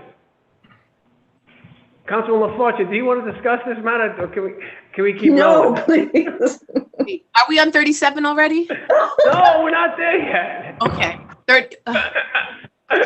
No, we're not. 37 is coming up. Aye. Get ready. 35, okay. Aye. We're continuing. Yeah. All right. Yeah. I You can't. want it? Yeah, you're fine. All right, cool. He's good. All in favor? Aye. Aye. That took longer than all the other ones we did tonight. All right, what is 36? 36, Madam Clerk. Resolution abating certain taxes in compliance with the donation agreement to St. Joseph's Hospital. So, internal order. I asked to have this continued unless Larry can answer the question. This was put in prior to the agreement of that building being donated to the school department. This is looking to abate taxes back in 2017. I do not have that agreement. I don't know if it's one and the same. If it is, you could continue it indefinitely, but I am not sure of that, unless Larry knows that answer. Mr. Mancini, can you weigh in on that one? I can to some degree, Mr. President, Chairman, if you will. This is part of what is expected to be going forward, part of phase 1 of stage 2 of the Rhinebeck approval, which incidentally, for the record, if I may digress for a moment, we received preliminary approval on that portion just last week from the School Building Authority as part of the next round of borrowing under the $140 million voter approval. To my knowledge, this represents the acquisition of 21 Peach Street. I am not intimately familiar with the abatement provision.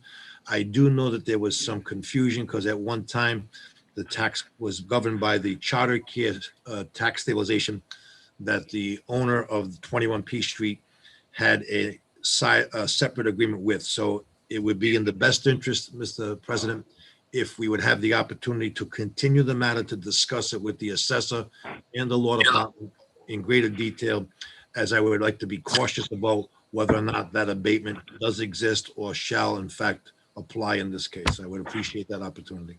Okay, so Mr. Mancini makes that recommendation. We have a Motion to recommendation continue. by Vice Chair, second by Councilman Taylor, Councilman Castillo. Discussion. Councilman LaFortune, do you want to discuss this matter? All right, all in favor? Aye. Motion carried.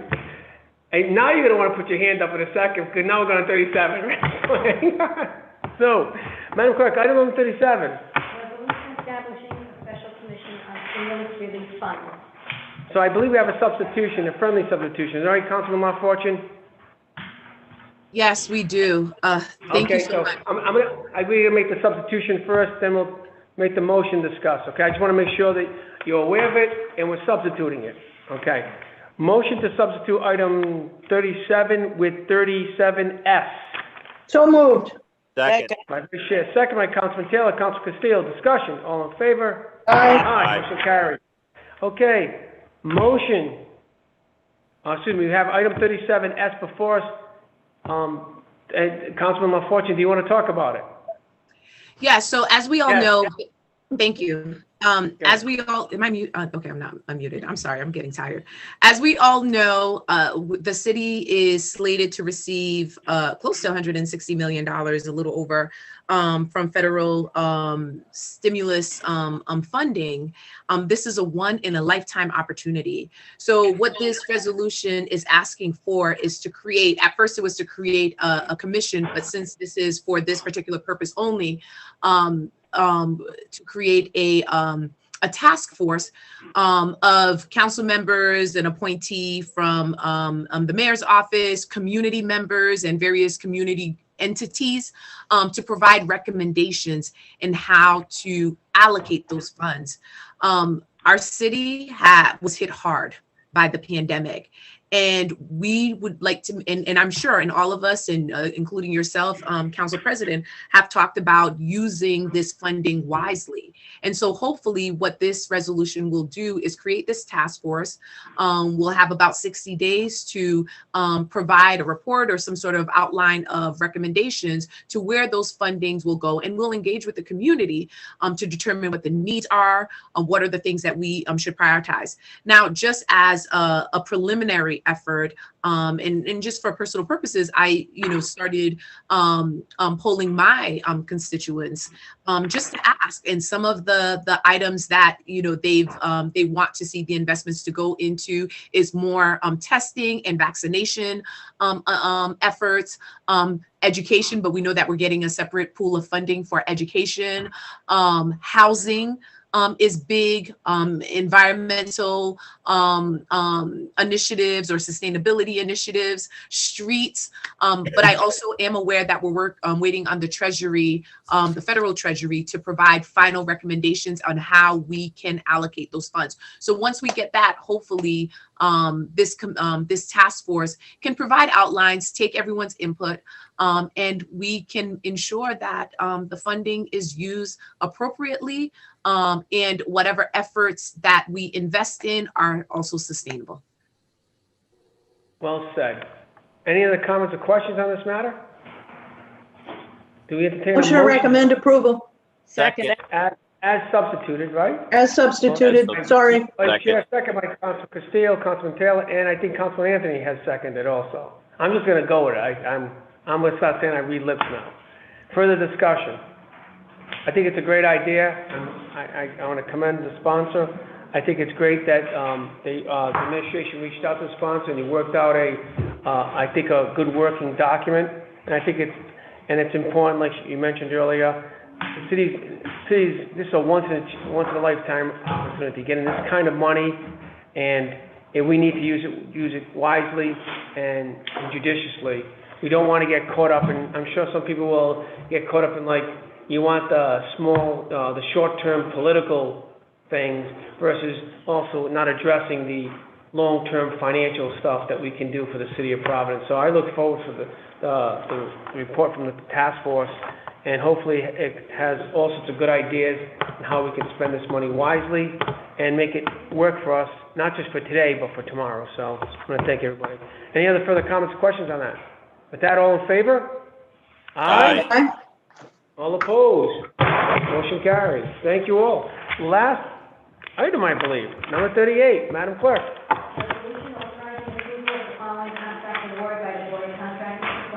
accordance with section 21-26 of the Code of Ordinances of Providence, Healthy Communities Office. Right, so, this item, I asked the law department to check in if there was any conflict of interest, I believe, in this matter, and Ken Chiaverini has stated that there is what? Mr. Chair, at this committee's direction, the law department was charged with reviewing the matter and determining if in fact there was a conflict. I did that. Adrian Southgate, who handles contractual issues of this nature, met with Ms. Green, reached out to several other departments, and provided an opinion saying there was no conflict. I don't know if it made to the official record. I did provide a copy earlier today to Ms. Costa, the internal auditor. I'm not sure if it's actually with the clerk, but we will get a copy to the clerk. And I don't know, Ms. Green is on the call, and maybe she could attest to the fact that it's been provided or will be provided. Well, I will take your word for it, Mr. Chiaverini. Just make sure it goes as part of the documents for the full council at the next meeting, okay? Absolutely. All right. Thank you. That was my concern, so other than that, I'm fine with moving it forward. So do we have a motion to? Motion to Second. recommend approval. Second. Second. Discussion. All in favor? Aye. Motion carries. With that, there is no more business before this honorable committee called the Finance Committee of the City of Providence. Mr. Chair, Mr. Chair, Mr. Chairman, I have a question. Yes, sir. 2 questions, actually. Mr. Mancini, did we find out any answers to my last meeting, and the meeting before, and the meeting before, and the meeting before, and the meeting before? No. The 2 questions were, one was the list of temporary employees. We'll work on that one first. I have dutifully reported that matter to the HR director, and it was my understanding that he would be responding directly to either the clerk or the internal auditor. But as I understand further, Councilman, I believe this week he is on vacation, so I am unfortunately unable to give you a confirmation this evening, but once again, I will continue to dutifully request that information. Internal auditor? The personnel director did send me a list of temporary employees that he said are currently on the payroll. A follow-up question was, does this include rec centers? And yes, he is on vacation and he did not respond to my phone call, but I do have the list if you want me to share it with the committee, or if you just want me to share it with you. There are, I believe, 16 of them. And that does not include the directors, the rec departments? It does not. It includes 3 interns in archives, one temp or in board of canvassers, 1 in emergency management, 1 in the greenhouse, 5 in the mayor's staff, COVID response constituent rep, 2 in OEO, 2 in public property, 1 in the superintendent of parks, and that's all of them. Yeah, if you could just share that with the committee, I'd appreciate it. I sure will. And what was the And then second my question? second question is about the homestead, about getting a list of people that have not paid to get the homestead yet. Have not put in to get the homestead. Do we have any answer on that? The information was shared with our finance director, and a discussion was held with the city assessor. That list is still being finalized, and I think it's under review prior to a decision on when it will be available to share with members of the council. So it has been, the request has been made, and Do you have a rough time that we would receive that? I do not, Councilman. I actually thought that the assessor was going to be giving an invitation to the next finance committee meeting, and it would have been answered then. As I understand it, she was not available this evening as well. So I'll follow up again with the finance director and her, and we'll get back to the clerk and the internal. Okay. Thank you. Vice Chair Ryan. I'd like to make a motion to adjourn. Do we have a second? Second. I see Councilman Taylor, Councilman Castile, and even Councilman Anthony seconding that motion. Do we have any discussion? Mancini too. Excuse me, ex officio committee member, Mr. Mancini. Any other discussion? Yes. I would like to- The treasurer said something. What, treasurer? Oh, no. Motion to adjourn is not debatable. Okay. Oh, Seriously. I would just By the way- like, Mr. President, Okay. Yes, Vice Chair. I would like to take this opportunity to thank you for your service as chairman of the Finance Committee for so many years. You have done a remarkable job. It's long hours, and the city is all the better for it. So thank you very much for your service to the Finance Committee. Thank you, Vice Chair. Thank you very much. Thank you, it's been Mr. an honor Chair, and a privilege. on behalf of myself and the administration,